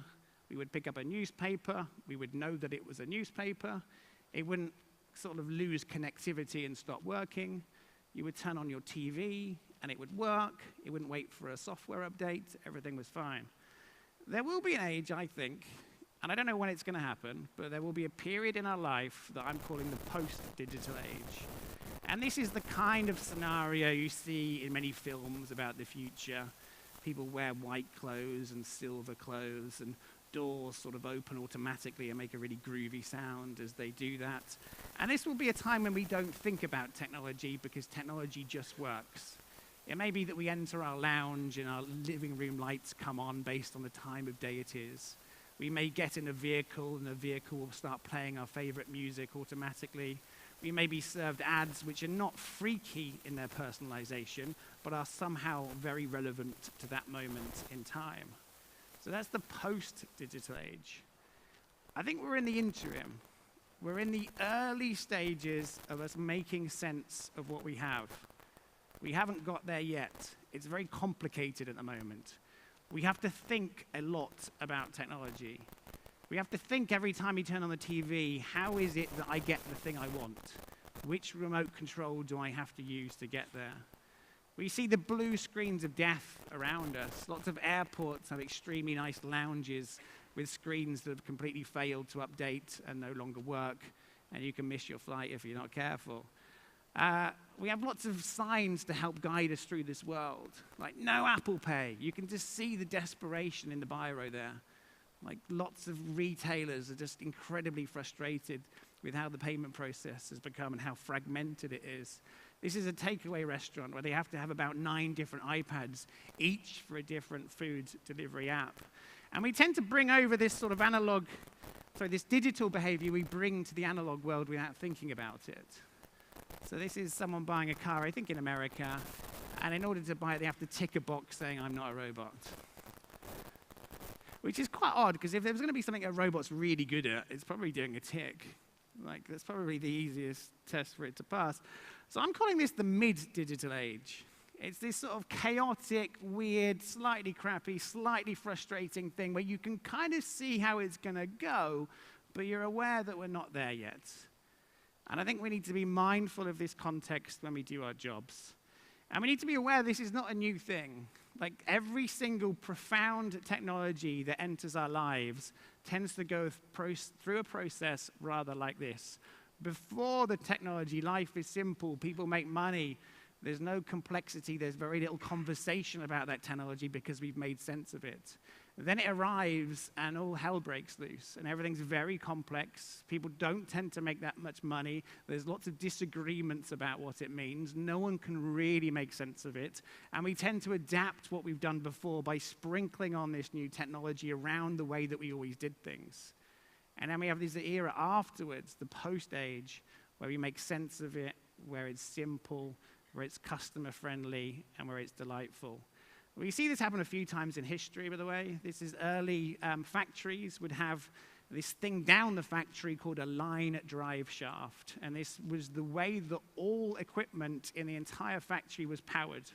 Huge pieces of machinery, very, very heavy, very expensive, great fire risk, very, very noisy, would create lots of vibrations. It was a really bad way to build a factory, but it was the only way that we could get power to all the individual machines. And this would be powered by a water wheel. Like before the second industrial revolution, this was the only way to power the factories. So they would build these factories next to fast-flowing streams, and that's why towns would be built in the places that they were. The steam engine was invented. Everyone's very proud of this thing. It could turn things. I'm not very good at mechanical engineering, but it would turn things very quickly with a lot of torque behind it. And when people saw this, they were very excited, and they decided to use those steam powers to pump up water to power the same water wheels. So for about 30 years, steam engines were used to lift up water, to power the water wheels, and everyone was very pleased with themselves because this was better. That doesn't make any sense in retrospect. To use something that can spin very fast, to lift water, to spin something quite slowly, if you ask me, it's quite stupid. Finally, when they built brand new factories, they realized what they'd done, that actually they needed this big engine to power the line draft system directly. A few years later on, someone invents the electrical motor, an even cheaper way to turn power on, even quicker to turn on in the morning, required less maintenance, could power even more torque, could provide even more torque to the machinery. And after the advent of the electrical motor, this is what factories look like. They were exactly the same as what they'd done before. All they did is they took out the steam engine and replaced it with electrical motors. Now, when people built factories brand new, and in the knowledge that these motors existed, they looked like this. They were completely different. They suddenly realized that each individual piece of machinery could have its own motor. That actually this now meant that the fabrication techniques could advance such that factories could now make much better products that they could sell for far greater prices with much lower intolerances in the mechanical process. They realized that actually now these factories could look completely different. They no longer needed to be long and narrow with heavy walls. They could actually be large, expansive spaces. They could now move the machinery around to produce products in much more efficient ways. And actually the entire location of the factory could now shift because it didn't need to be near the source of water. It didn't need to be near the source of railways, which would provide the coal. Actually, the whole factories could move to be much closer to the ports. So when we added the technology to how we'd done things, nothing really changed, but people didn't realize that. It's only when things were constructed brand new for this era that we saw the real transformational power. And I think this is an important metaphor, an allegory for how we think about the digital age.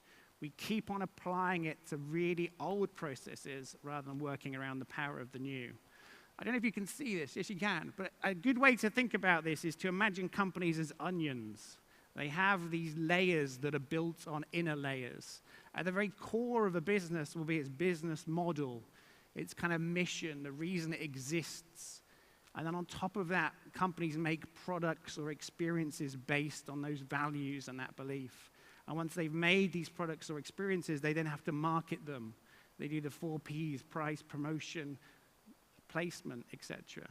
And then on top of that, we do a communications layer.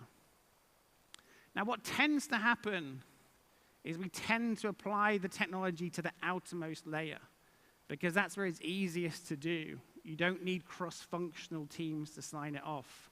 It's where it's most demonstrable to the market. It's very easy to showcase to the financial markets that you understand technology if it's most clearly visible. Whereas actually the real transformation happens when we adopt the technology much more at the core of a business, but that's much harder. But when you look at the companies that are the fastest growing companies the world have ever known, when you look at those that we celebrate, that we admire, that we want to learn from, these are not necessarily technology companies, but they are companies that have built themselves with that technology and that knowledge of customer behavior in the age of technology at the very core. And that's a really, really key thing to do. The deeper that you apply technology, the greater the benefit that you get. I think there are 2 different terms to understand. There's one which is called digitalization, which is to add technology to the way that things have been done before. And it's physical, and it's tangible, and it's quick, and it's easy, but it doesn't make much of a difference. That is digitalization. And then there's digital transformation, which is to completely rethink and rebuild what that business should be in the age of technology. This is digitalization. Every time you go to a store and there's an iPad in the corner that nobody uses, that is digitalization. This is digital transformation. This is a store in the UK called Ocado, where they've completely rebuilt the entire distribution chain and logistical backbone for a grocery retailer, so it doesn't have stores. It doesn't stick products on shelves and then people go around them and pick them up. Instead, it delivers directly to people in a much more efficient way using that new technology at the core. This is a lovely KFC where they replicate the till system by providing kiosks for people to order burgers themselves. It's fine, but it doesn't serve more customers. It actually serves fewer customers. It's not a better customer experience because you have to do more effort yourself. To digitally transform a fast food restaurant, you create an app which allows yourself to order the products from wherever you are, go into a store and pick them up immediately without waiting. Or it allows you to sit down and for someone to deliver the food to you while you're in a restaurant, so the waiting process is much nicer. Digitalization of delivery restaurants is the picture we saw before. It's adding lots of apps to the existing way of doing it, whereas digital transformation is to have these things called dark kitchens. And dark kitchens do not have to adhere to the same regulation, they don't have to pay tax in the same way, and they are created to serve food much more efficiently to people. And this is a huge threat to most of the quick service restaurant industry. My final example of this comes from America. We still use checks in America, which is extraordinary to me. And because people hate checks, and because they take a long time to deposit, you can now take a photograph of a check and the paperwork is done by somebody else in another country, but we still write each other checks. That is digitalization. If we were to digitally transform it, we would completely rethink the whole process. We might use mobile payments, we might use some kind of cryptocurrency, who knows, but it's to completely rethink the whole process. So this brings a few questions to light. What does this new technology make possible? What is it that exists in the world today that we're not using to make the most of our business? What new behaviors emerge as a result of that technology? What new expectations do people have? And knowing all that, how would you construct your company today? What would your company look like if you were to build it for this environment? So 6 quick things to learn. The first thing is, the technology is amazing. I think we often act as if we wish technology wasn't around us, especially people who work for big companies. It was the oil tube invention that allowed the Impressionist movement to develop. That's a lot of change from a very small change in packaging. It was the invention of the elevator that allowed cities to properly develop at height and that changed the whole social fabric of cities as it allowed wealthier people to move up to the higher floors in their apartments. We've had the internet, and we've got the mobile phone, and collectively we act as if we wish it never happened. I'm not talking about you in this room right now because you have decided to come here. But as we do our normal jobs and we talk to other people in the real world, we will see a remarkable number of businesses that deep down act as if they wish the internet never happened. We have to unleash the power of the leapfrog. And this is particularly interesting in a market like Bahrain, where you don't have to rewire a legacy system. You are able to build yourself from scratch for the modern age and leapfrog a vast array of economies that invested at the wrong time in the wrong infrastructure.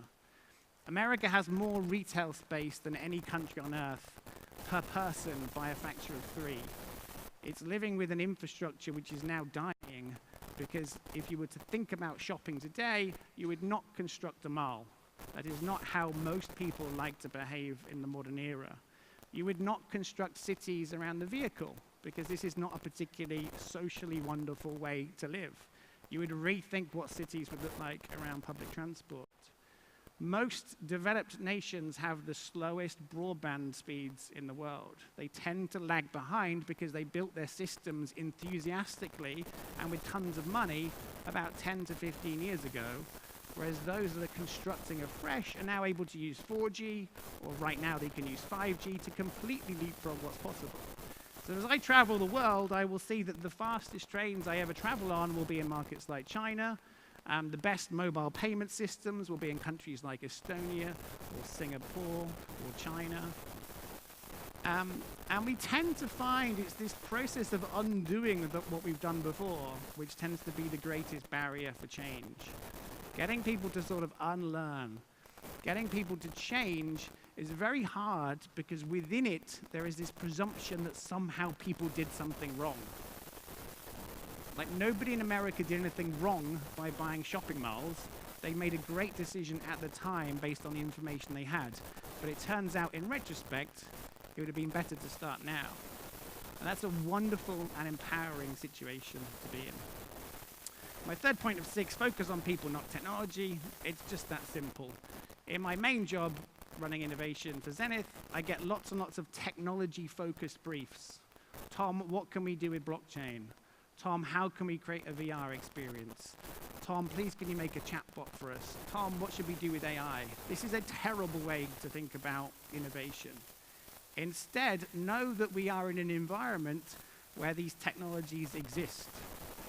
Be massively curious about these technologies.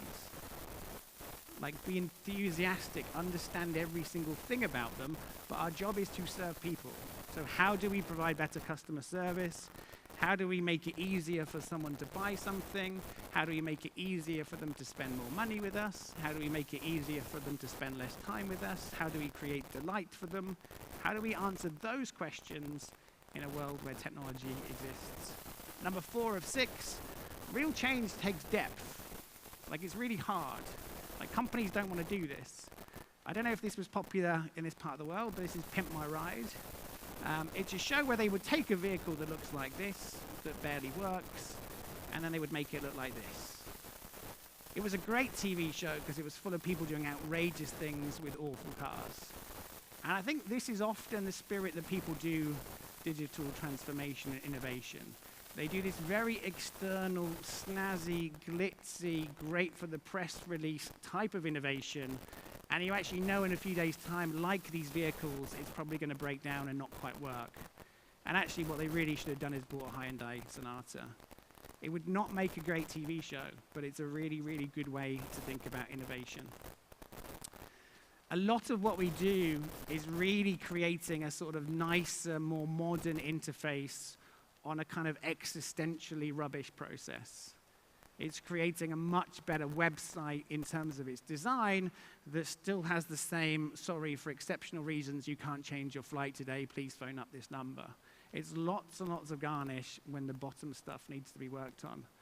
So it's incumbent on all of us to not only be thinking about making nice initial customer-facing layers, but actually doing the boring work of the plumbing and the infrastructure and the business model that lies beneath. Transformation does need a new mindset. Like, the reality is that many of the skills that have got us this place in life so far are increasingly not that helpful in the future. Like, things like being bold, things like taking risks, things like being agile, experimenting, making decisions on gut and not data, looking ahead, trying to find simplicity in a world of chaos. These are all wonderful, wonderful attributes for every single person to use in their role today.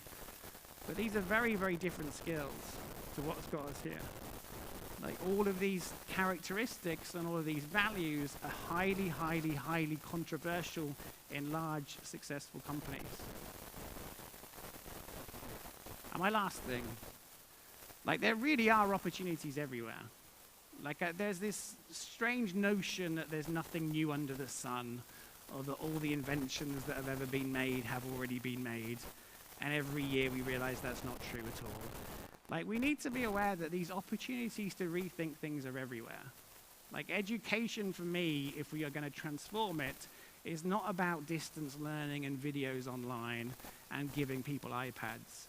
It's completely rethinking what skills and what knowledge and what attributes our children will need to have in the future that we can't predict now. It's completely rethinking what it is that people should know. Like, rethinking finance is not just another way to change a payment layer. It's actually to really rethink the role that banks or insurance companies have in our life. How can they add much more value to us and make it easier for us and to be our kind of financial guardians? Like, rethinking housing is amazing. Like, what happens in a world where you can 3D print houses? What does the role of houses become in an era where we may commute in different ways, where we may work from home? There are so many different sectors that we can think about, whether it's automotive, whether it's governance, whether it's retail, transit. Like, it's incredibly exciting to think, what would a transit system look like if we were to start it now? How would we pay for it? It probably wouldn't be having a digital ticket on our phone. It would be some system where we get charged automatically based on how much travel we've done, which has been data that's provided from our phone based on GPS signals, and we would probably pay for it through our mobile phone companies. So there are lots and lots and lots of ways to rethink lots and lots of different industries. So my final slide here, I think change is really, really exciting. I think we need to be much more enthusiastic and optimistic about it. I think we need to be aware of these naive new companies that come into our industries and take us from the side. We need to think that digital business transformation is absolutely essential, and it's only going to become more essential. That real change does take real depth, and it is really hard, but it is worth doing. We do have to embrace this mindset of boldness and to take risks and to be challenging. But it's worth it, because there are opportunities everywhere. Like, this sounds quite cheesy, and being English, it's really hard to sound enthusiastic without sounding sarcastic at the same time. But this is an amazing time to be alive. It's an amazing time to be a human being, but it's also the best ever time to do every single job that we have. And I think that's a wonderful thing to think about. Thank you very much. Thank you, Tom. I can actually relate to a very specific point you have mentioned, which is rethinking education. I don't seem to get my son off playing Fortnite, so I think we really should rethink that. Next, we go into an elevator with Faith Capital Holding, and I leave it with Darren Murphy, the Head of Innovation and Startup UK, Unbound UK. Thank you, Aziza.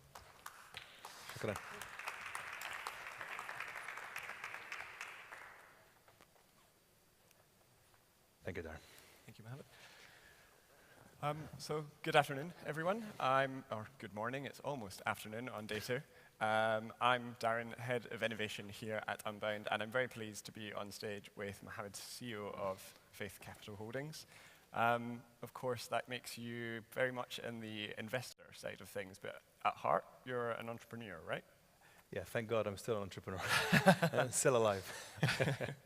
I wonder if you could just talk a little bit about your experience and how you came into the position of CEO at Faith Incubate. To be honest, after I exited my last business, I wanted, I felt I needed to do it again. I wanted to be remembered for someone doing more than one thing. So I was looking. I was on the hunt to find the right founders to work with, and for them to allow me to kind of get into that side and get a good chunk of the business for us to move forward. But at the same time, I wanted to also give back to the ecosystem. So we set up, thank God, Faith Capital, and so we're investing. However, one of the investments I've invested in, I'm currently heading with the founders. So it's much more than an investment of capital. Absolutely, and I have a couple of my team members that are purely handling the investment side, which I spend very little time on. I enjoy being on the floor, rolling up your sleeve and building another, hopefully success story. So it's super exciting, super tiring, but I really enjoy it. And so that balance that you have afforded through Faith, you have a really fantastic team that's able to look after the investments and everything else, and allowing you to focus on Just Clean. Yes. What about within Just Clean? How is the team balancing there? It's obviously very early days. Well, to be honest, I do over 100 hours a week, every week. 95% of that goes to Just Clean. I work, the founders, Adhabi and Nouri and Anizi, work just as hard or even harder than me. The other team members, the team has grown quite significantly over the last 2 years. 2 people 2 years ago. We're 91 now. Yeah. 3 markets, and thank God, people are, believing in the problem they're solving. It's a very big problem. Yeah. It's a very fragmented problem, and what excited me about it is that we're one of the first movers to attempt to solve it. I didn't want to do something to copy somebody else. When we moved into the food space in 2009, we were one of the first movers. That's what made me excited. So we're moving now. We're one of the first movers into this space. I didn't want to follow anyone. I wanted to kind of be, one of the first people to do something. And so with Just Clean, again, you're starting with moving into a new space and starting right from scratch from digitization. Do you want to talk a little bit about the lessons you're learning and getting people started? Of course, it is. To be honest, I underestimated the challenge in the beginning, and sometimes you feel like you did one thing, or you're gonna ace it on the second time. But it doesn't work like that. It's a completely new challenge, completely different time, a new team. So there are plenty of challenges, and usually always it's the most difficult period, the first 2 to 3 years of a company. But thank God we were blessed with good people, with good entrepreneurs, and we've given them part of the company, so everybody that joins becomes automatically a shareholder in the business. We've allowed them to invest their own to have a bigger share. And investors don't like that, but in the end, you have to give to the management of any business the ownership of that business. There's a fantastic side note that I heard recently where a CEO is saying to other CEOs, you ask people to give as much time as you will, but you don't give them the business. So why would they? They need to become a partner in what you're doing. Yeah. And that's what makes them, go the extra mile. And if you have a bunch of people working together going the extra mile, the chances of success will, God willing, increase. And that's in the end, we're here to try to achieve success stories and solve real problems. So the problem we're solving is moving that massive laundry problem in this part of the world from offline to online through, God willing, inshallah, Just Clean. And I suppose that may sound like quite a simple thing to digitize the laundry industry, but it's definitely not, is it? It's super tough. And especially for us, we've taken the very hard road where we're doing 3 things. We're doing the normal marketplace, so laundry that have the delivery service. You just join the platform and a user can just click on the laundry. The laundry would come, pick up your clothes, wash them, and then drop them off. That's a normal marketplace. We do logistics and we do SaaS. So we're using technology to move that business from offline to online through the brand of Just Clean. So almost, that's one of the reasons why the company has grown quite fast in the last 2 years, and will continue to do so, God willing, moving forward. Because almost, you can say, 3 businesses into one. Yeah, and with that, you're helping more traditional businesses digitize themselves and allowing Absolutely. them to So we give them operate more technology to manage, instead of using pen and paper and being, to be honest, very backwards. No, use technology to be more efficient, help you expand, and we're seeing it happen. And massive changes have happened in the last 2 years. However, we're still right in the beginning. We're seeing it change, on a monthly basis. Yeah, and we see a lot of presentations and pitches from founders that have nailed their value proposition. They understand what their business model is, and their priority is entering new markets. They secure their seed investment, Series A even, and they rush into new markets with the team from their existing market. But you're doing things differently with Just Clean, right? Absolutely. I mean, in Faith Capital, our investors are the family. So it's myself, and my family members. And in Just Clean Investment, we just kept it between the family and my other family, which is the team members I work with. So we're trying to push that very, very hard moving forward. Because we truly believe in but however, getting that money, and it's a huge responsibility. And you can't stop thinking about it, and is the money being spent in the right way, or is it being spent in the incorrect way, What happens when you underachieve? How can I make it up next month? What happens when I don't underachieve for a quarter? It becomes a much steeper hill to climb. It's constant, difficulties, which is the same for all founders. And I think it's a great message to other founders as well. I think a lot of founders realize there's an opportunity. They look for the investor that's going to back the business and help them do that. But what you really need to encourage in the ecosystem is investors are critical to the success of your future, and they have to play a much greater role than just that capital. For sure. And that's what we do. I mean, we have quite a big team in Faith. We're over 20, 25 team members, which is unusual for a VC practice, and there's a reason for that. So the team consists of operators just like myself, people that have been there and done that in that space. So we have people specializing in certain aspects of a business, talking about legal, finance, HR, sales, operations. So and these guys they're not consultants. These guys are working hard with me when it comes to working day in, day out, rolling up their sleeves to build that business. However, we have to also offer our whatever knowledge we have with our other entrepreneurs that we work with, ones we've invested in. We also learn from them. So we learn from each other, and to have a constant kind of open relationship for us to share. And I think this is one of the key things that we offer in Faith. And we do offer that support from people who are in that same industry. They're not kind of people just kind of giving you theory, but no, there are people there doing it day in, day out. We make plenty of mistakes, so we also would like to learn. So it's about having that open relationship with them. And I think the value that you're talking about there of making sure everyone that gets involved in the business at an early stage is able to take equity in the business, become a shareholder, a partner. That's something that's more commonplace, I think, in other markets. It's what HP owes its success to, as you mentioned off stage before. But perhaps it's not a traditional way of doing things. But it's coming in the MENA region. So it's coming for me. I wanted, before I set up Faith Capital, I went to my family and I said, I'm taking out 10% of the business. I'm giving it for the team. This 10% could be worth 0. This 10% could be worth hundreds of millions. It all depends on how what you put into it. And we've also given the chance for people to put in more if they want. So if you want, and we have a number of team members that have said, you know what, I would like to invest, I have my savings, I would like to put in. And I said, of course. And if that makes you feel better because you own more, then go ahead. And that's for me. I would like to create that sense in the people.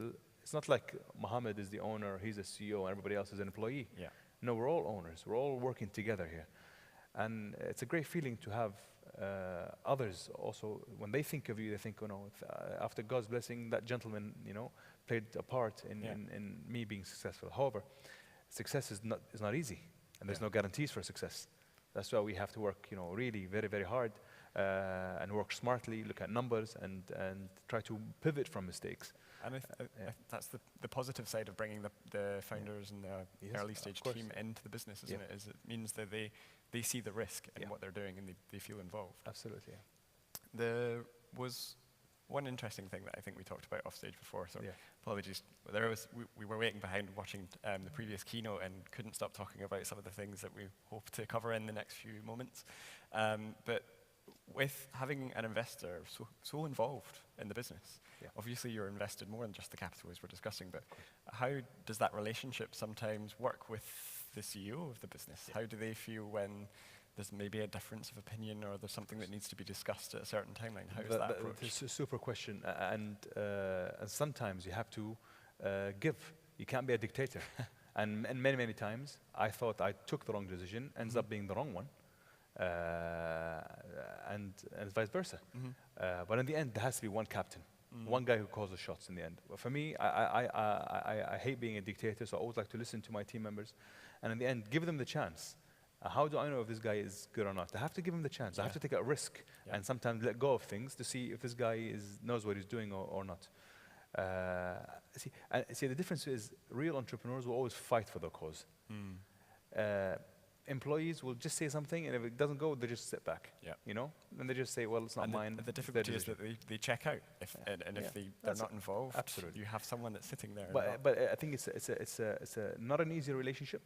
Of course, we only do it with Just Clean. All the other investments, we're just investors. We're here to support them if they need us. But with Just Clean, in the end, we have that relationship where we speak, and then we take a group decision. We've done many, many decisions we're taking when it's collective thought. And there's, with the aspirations of growth, making sure that Just Clean isn't just in one market, but is expanding across markets. With the MENA region and the GCC, there's obviously some interesting nuances for scaling a business. What opportunities do you think there is from the position of an investor to work together to ensure that there is more fluidity between markets and startups can succeed?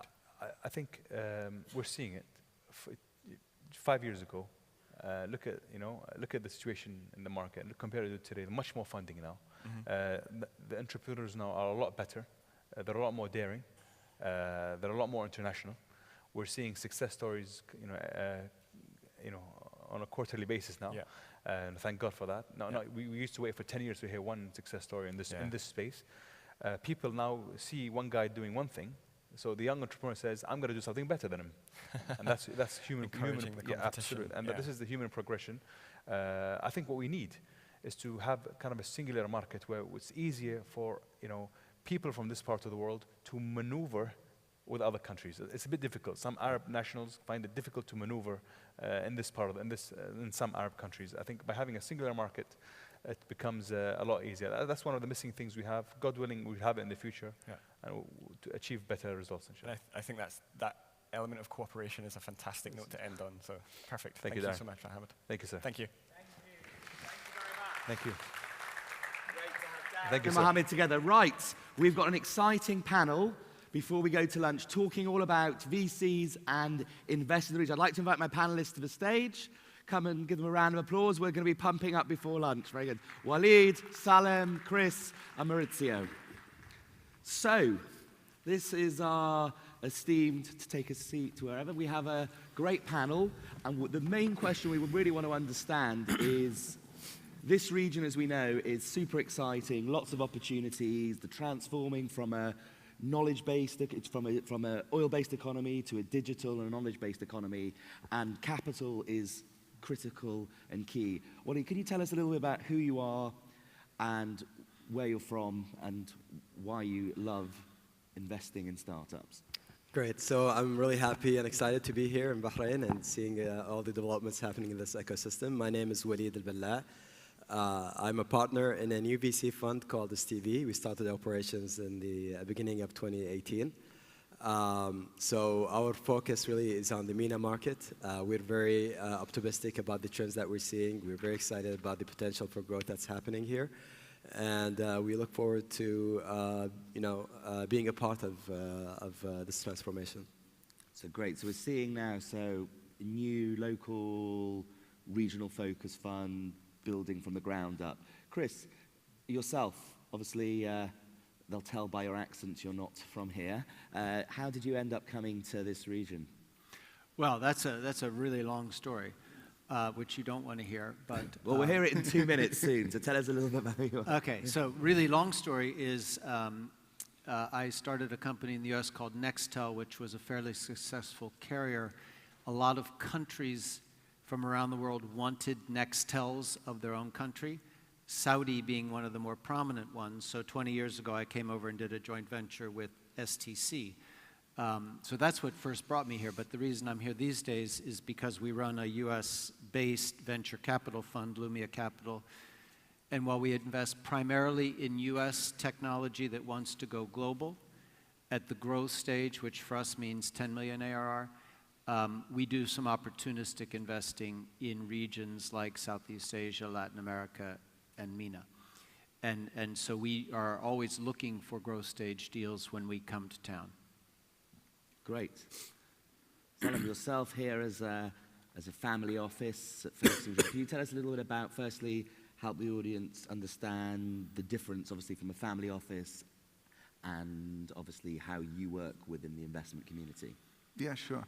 So we are a Saudi family office based here in Bahrain. We have a very diversified portfolio across all asset classes. I look after the alternative assets portfolio. Venture capital is an important part of that, but we also invest into private equity, real estate, hedge funds, and so on. We have a global focus. Most of our investments are in the US and Europe, but then for diversification and return purposes, we also look at emerging markets. The Middle East, GCC is definitely one part of that. And what we like about the region is the investment perspectives are quite attractive because you have demographics and overall industry trends that foster investments and basically promise businesses to make good returns compared to more developed markets. Great. And Maurizio, you have a wealth of experience in Europe and internationally as well, and maybe share with the audience a little bit about what you've created in Venice with H-Farm so they can understand your perspective of the macro picture of what's happening in the innovation landscape. Yeah. So we are among the pioneers with the digital age, let's say startup. Going back to 15 years ago, we started the first accelerator in Europe, and today it's the largest, probably the largest campus that has to do with startup entrepreneurs and the next generation with the students.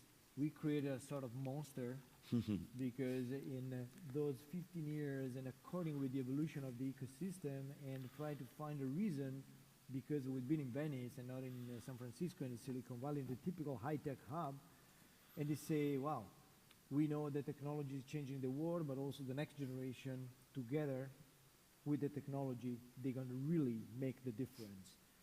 So according with those two assumptions, we started to really go back to the core and creating an environment which is more adapted to today's ecosystem, which is much more global, which is not just about high-tech hubs, because technology is now providing, it is entering into all other mature industries. So up to a few years ago, it was about building technology for the big giants, and now it's more, we see sectors like automotives becoming mobility, it's entering a bunch of technologies, service companies, energy. It's got a big future in all this transformation. So the innovation comes in between the transformation to the revolution, so there is a big margin. So that's, we created this, let's say, home, this campus for this. So we involve students, we involve startups, corporations, investors. It's kind of a zoo, a zoo of people. Great. So again, so we've got quite an interesting different angles looking. The main question which I really want us to tackle is, we have a growing ecosystem of the desire for entrepreneurship, for disruption. And ultimately, entrepreneurs seek capital as well as they seek business opportunities. And we also have a growing VC ecosystem. How are you seeing, Chris, I'm going to start with you. Obviously, you focus on growth. So how do you think we can spearhead we're seeing lots of accelerators coming into the region now, lots of early stage companies, but ultimately they need capital to grow. And how do you see the bits that's working before you guys jump in? Because obviously you're involved in Kareem and other large opportunities of getting to the stage where they can become a well, Kareem. I think it's when we think about the emerging markets where we are active, I don't see this level of activity in this concentrated a space, and it is primarily in the GCC. Anywhere else, nothing like it. And I know you're Singapore-based, and we all can experience that, but this is different.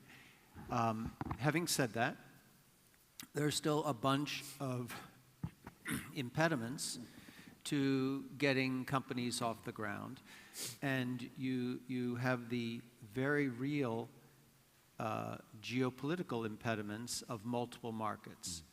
That you have to go across a causeway to get to Saudi, that Kuwait is a different country, that it's a different visa for this place or that. And so from a global perspective, I can pick 20 things that they could get rid of to make it easier, so that the pluses that they have, which as you state, there's a huge mindset around entrepreneurialism here. That's great. You have incredible smartphone penetration. I'm watching half of you use them right now, and that's great. You have high GDP and very global outlook. So many of those traits are here, and we expect that soon, hopefully in my lifetime, so it's got to be soon, we're going to see more and more growth stage companies. And again, that means 10 million ARR. I can count probably on both hands the number of those companies that are venture backable that we're watching now. But that's very few. But they're coming. More and more will be coming. I want to talk about that more later. That's a very, very key point. And Walid, to yourself, obviously you're growing your fund in Saudi. What are you seeing there with how we can make some, outside there's some incredible entrepreneurs with some great ideas who've been through an acceleration. What's your strategy to take these companies so that in 3 years' time you can knock on Chris's door and say, let's get a $10 million check from these companies? Great. So let me start off with the origin story for Stevie and how we want to do that. The idea for Stevie as a VC fund started in late 2016, where SCC, the Saudi telecom company, was seriously considering their growth plans. What kind of strategy they should follow to avoid the fate of many telecoms around the world, where the value pools were shifting from the telecom layer up to the digital layers. The value was being captured by these digital natives. So the CEO of STC at the time, he tapped Abdurrahman Tarabzoni. Abdurrahman was working for Google in Mountain View, and as a digital person, they wanted to get his advice on how they should handle this digital threat. So Abdurrahman came back to Saudi, and he created a team. I was one of the first people that joined that team, and we proposed to STC something that was not expected, to say the least. What we told them is, you should not be thinking about competing with the digital economy. In fact, you have something that is very valuable, and you become an engine of growth if you position yourself correctly. And that was our proposed method for them to stay relevant to the digital economy. And they agreed. Besides committing to $500 million as the fund size, they also agreed to open up all of their assets. So whether that's data, that's the user base, the channels, anything else that is in SCC's control, and we can use that to help our portfolio companies grow and scale, and give them a competitive advantage. They agreed to do that. So to give them credit, that was a huge step forward for the ecosystem. And now other corporates are thinking along the same lines, that we need to open up our assets. It's not just capital going in. So that's one way you can help the ecosystem.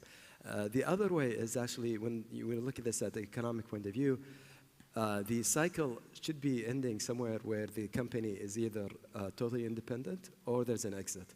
The exit story in the MENA market is still not there. So we are working with corporates and other strategic players where we can help them look at these opportunities and de-risk it for them.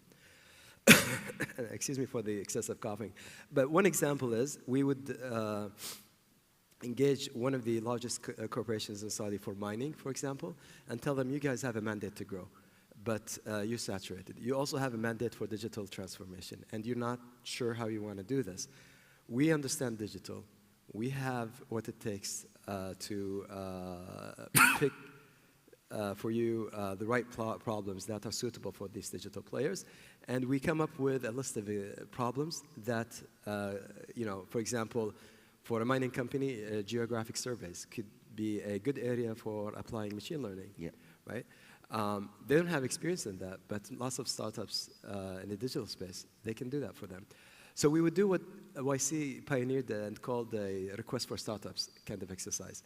And in return, the mining company would open up their assets and would actually sign contracts with these startups. So it's not about support. It's not about CSR. This is real business. This is picking others to be part of your value chain and supply chain. And that's how you grow an ecosystem as well. So taking an economic point of view, we think is very important.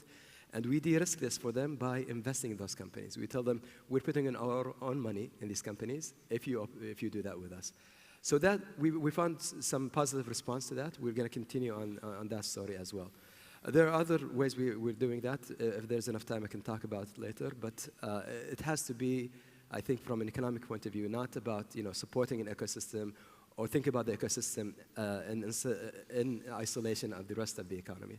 Great, and I actually think that jumps straight to actually, Maurizio, your experience with one of the key things that H-Farm does fantastically is engage corporates with, one, understanding digital transformation, and two, finding solutions for them. So maybe can you share with the audience and with the panelists here a little bit about how your experience with really driving the corporate's understanding, because it's that synergy that's needed, because like you said, it's not just about money. You can put the money into the company, but if you can get them machine learning for looking at surveying, you've built a whole ecosystem around that. And how have you seen with your experience? Because I think what's interesting, I think afterwards we'll talk, is what you've done in the past 15 years is almost like a playbook for seeing what can happen to this region as well as others. Yeah, and especially corporates, they have lessons to learn from the venture capital that no consultancy can provide to them. Because the transformation comes as part of this natural evolution to going to this new change. They have to do it from their completely, because industry is going to be completely changed. And we see the change comes from some greenfield innovation that comes out of startup. They're raising the money to do it, or corporates, they should react. But the problem is the culture, the mindset that the corporation has is completely broken to accept and to be able to leverage the startup community. And what do we try to, and what do we succeed in the past years? It's taking all the experience we had dealing with the startup ecosystem, and we invested in 140 startups before approaching the corporations. And there are some rules. It's like taking the risk, failing. There is some elements that's typical in the nature of the venture capital. And venture capital doesn't provide only cash, but provide also a lot of expertise. VCs usually are not like a bank that is just like a cash machine, but they are basically providing a very specific, or seed as growth stage or whatever, but they have very specific skill and competence. So we took all these to other corporates, taking a lot of attention to the culture aspect. We have a big team that works especially in the culture. We publish a magazine for board members and C-level. We run so many events, and we help corporations to co-create into these events, because the big difference is that traditional corporates are very close. They will always try to build from the inside, using their own R&D to innovate, try to get their model and going forward. There's no way, because today we're in a global age. We don't know where stands the best startup or the best team or the best talent is around the world. So what we learn, and the secret is always the same, attract talents. So corporates can attract talents. They just need to change the mindset. So we had quite a few interesting cases. It's important to get an agenda for corporates. A good example comes with the luxury. I can take an example of Gucci, the brand that was positioned into a certain market, and the company was doing 3 billion in revenues. Now their number one is 12 billion. In only 3 years, it became like a phenomenon. And it was very simple. They say you need to move to change your client base, going to the millennials. The luxury is going to be market is going to be especially in Asia.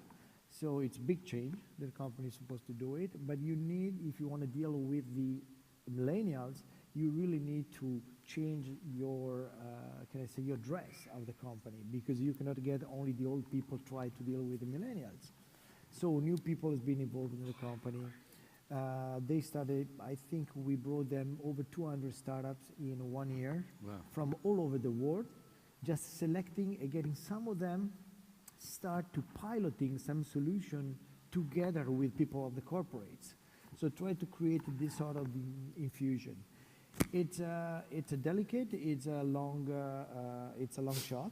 I think a company, there is some responsibility comes out of the board members to take a decision to reposition a company, to invest, to co-invest, because something is going to be in the future is co-investment between investors, venture capitalists, and corporates, which is a brand new scenario.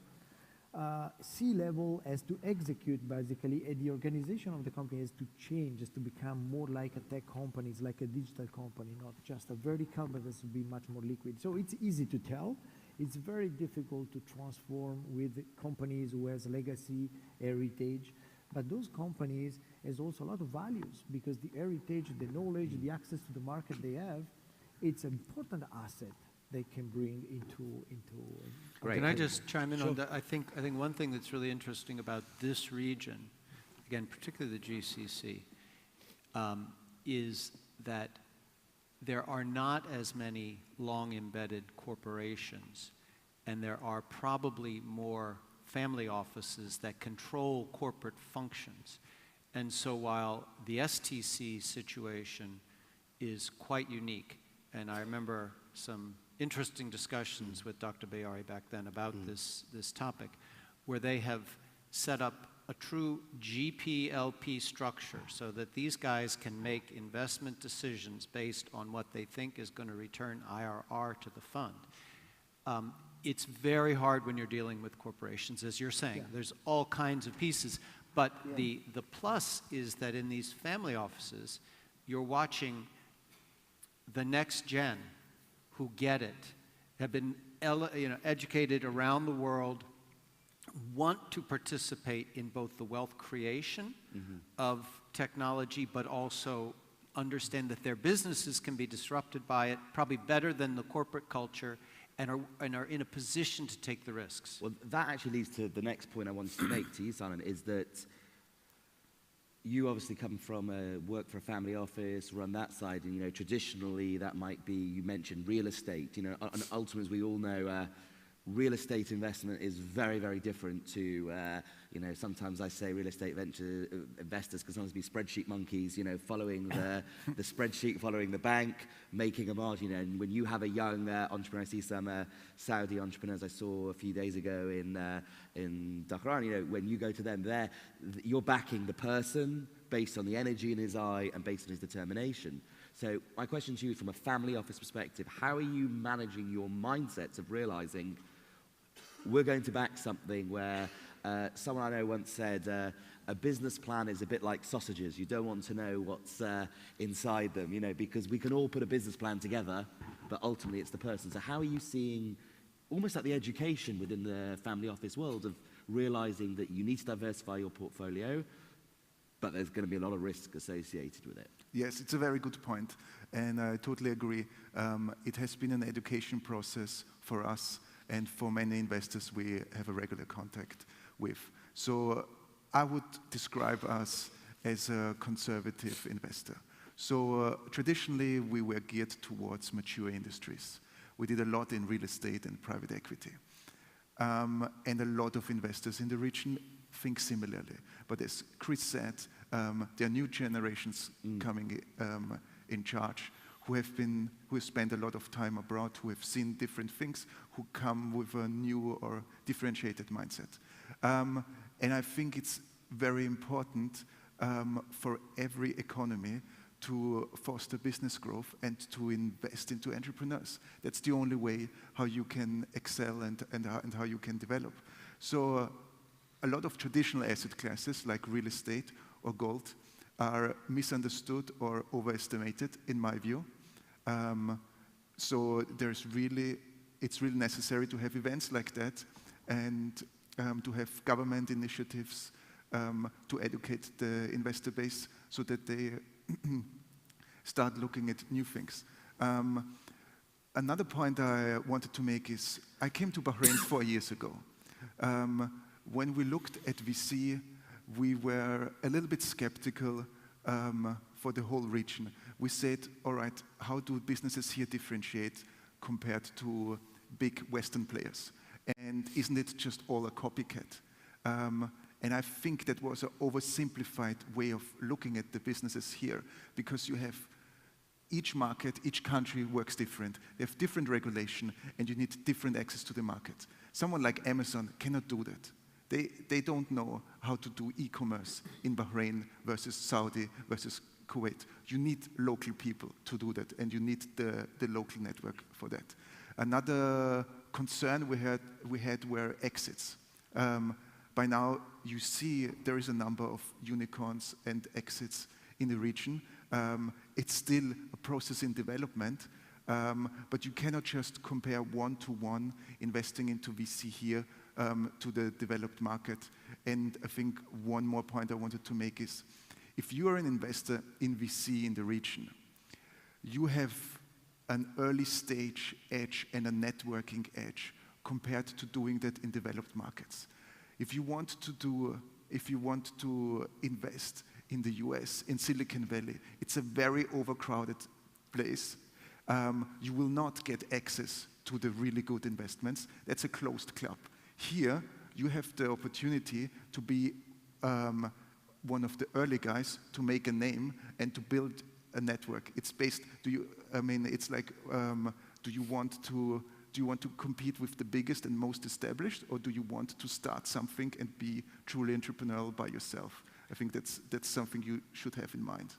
I mean, absolutely. I think that certainly to entrepreneurs in the audience, you know, there are, as we all know, and I think we spoke about this last night with the whole Karim thing, and a company called Grab in Asia basically is the Uber equivalent, and they realized they can make a better product, more hyper-local, and at the end of the day, they bought Uber's business there. So I agree with you, you know, really, the beauty of this region is you all know there are issues. Let's take a classic one there. Payments in cars, in taxis, is not in Bahrain. Start a startup, you can do that. Probably another payments company can buy you, you've built a great business. Question really, certainly to you both here, is the risk appetite. When I sit on a panel like this in Asia, I've got to be careful with some of my Asia colleagues, is their understanding sometimes of risk appetite, fear of failure. You know, entrepreneurship is about taking a risk. How are you seeing, certainly from this region, of people embracing that it's okay to fail occasionally? You know, you start, your first startup isn't going to work, second, and hopefully by the third, you will. How are you feeling when you see that? And also with your stakeholders, you know, you're a young fund, you want to show growth. How does that work here, and how can we help improve that failure is good? So I might differ a little bit on the statement that failure is good without qualification. Yes, but success is more important. Don't get me wrong. We all want to be successful. Yeah.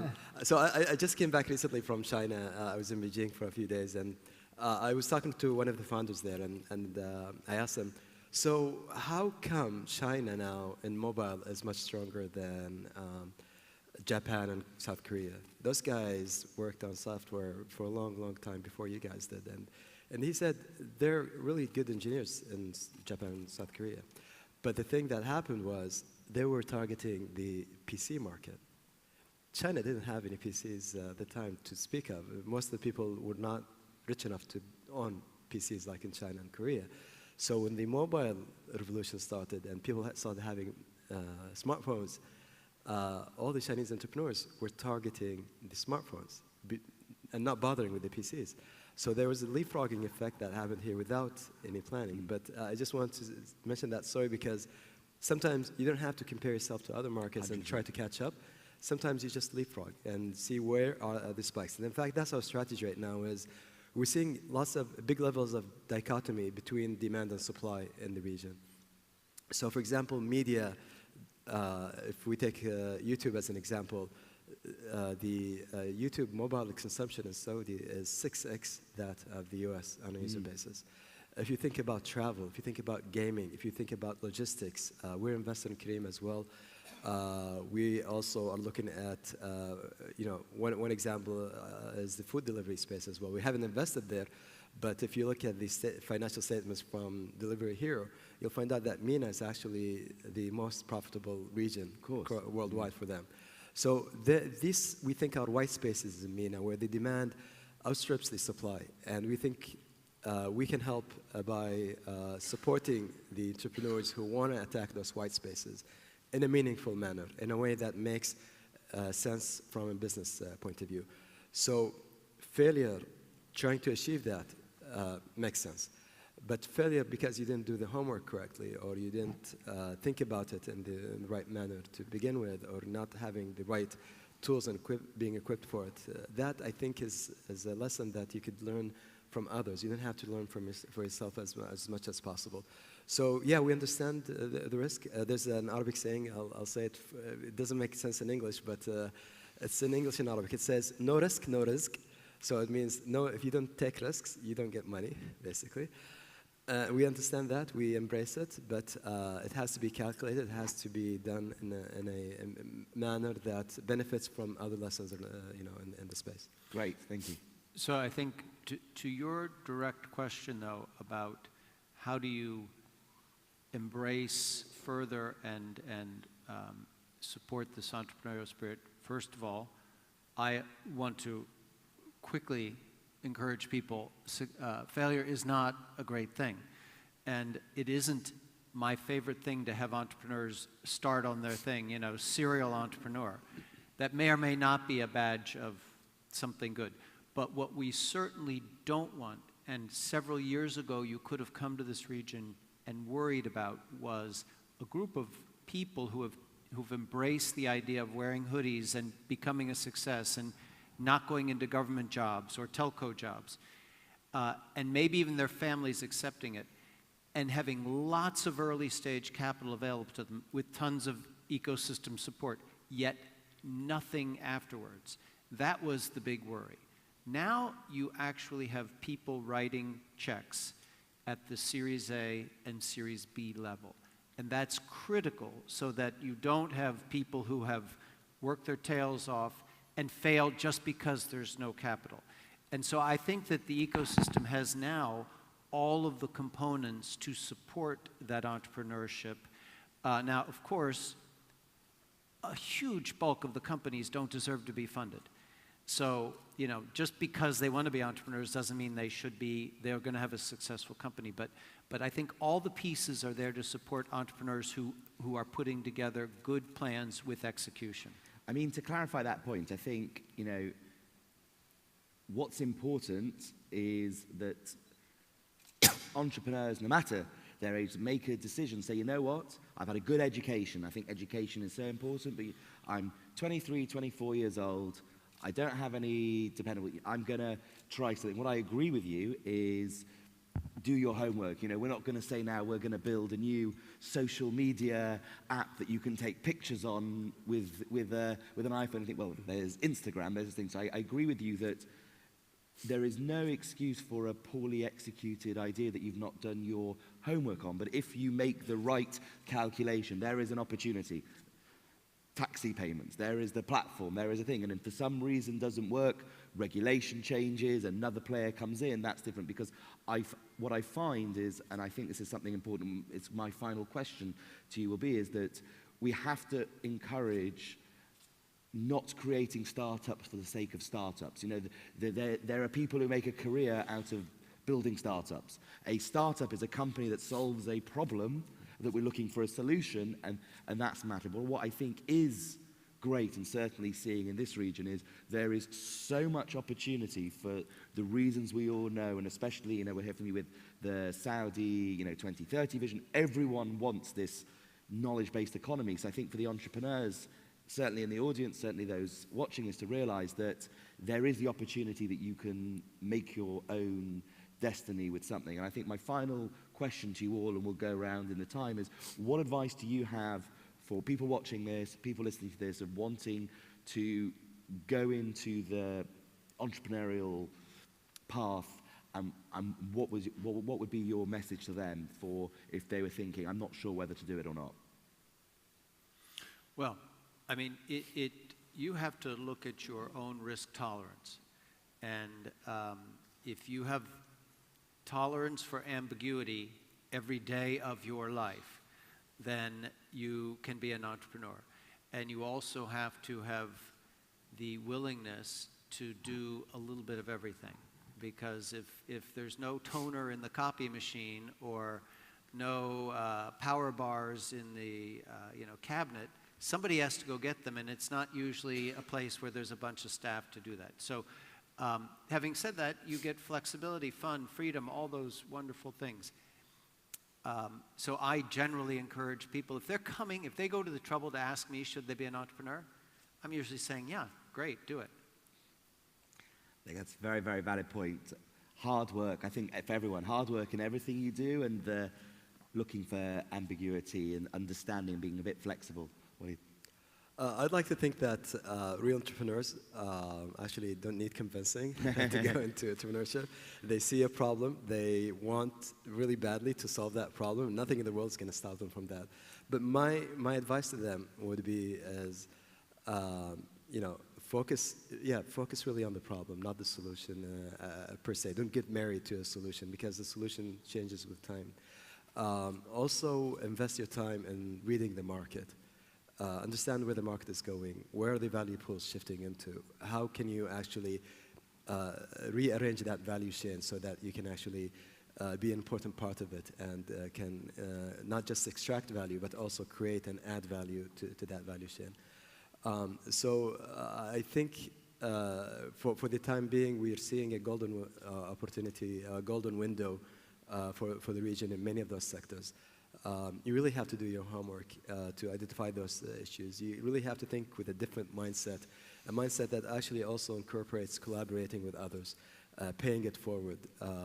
Competition in traditional style is not going to be very helpful for you. You have to think about this in a new way. And always think that your competitors are not going to be head-to-head with you. Sometimes the competition comes from the side, and you have to think about that as well. So there are many lessons, and luckily in this space, especially in the entrepreneurship space, one of the unique things about it is people share information freely, and they love giving advice. So approach others and collaborate with them, ask them questions, learn from them. Don't start always from scratch. So I think that's great, summarizing knowledge, do your homework, collaborate, and ask questions, delve deeper into what is the problem rather than is my solution the solution. Salman. My key advice would be, don't be afraid of failure. Success comes through failure. Some of the most successful people I've met in the business have failed miserably. They have learned from them. They made their failures the basis for their future success. Great. So just get back on the horse, as they say, if that happens. Maurizio. I think this next generation of entrepreneurs, they have the responsibility to drive the change. It's a process. It's long over the next decades. So it's a big opportunity, but it's also, as mentioned, it's very hard, it's very difficult.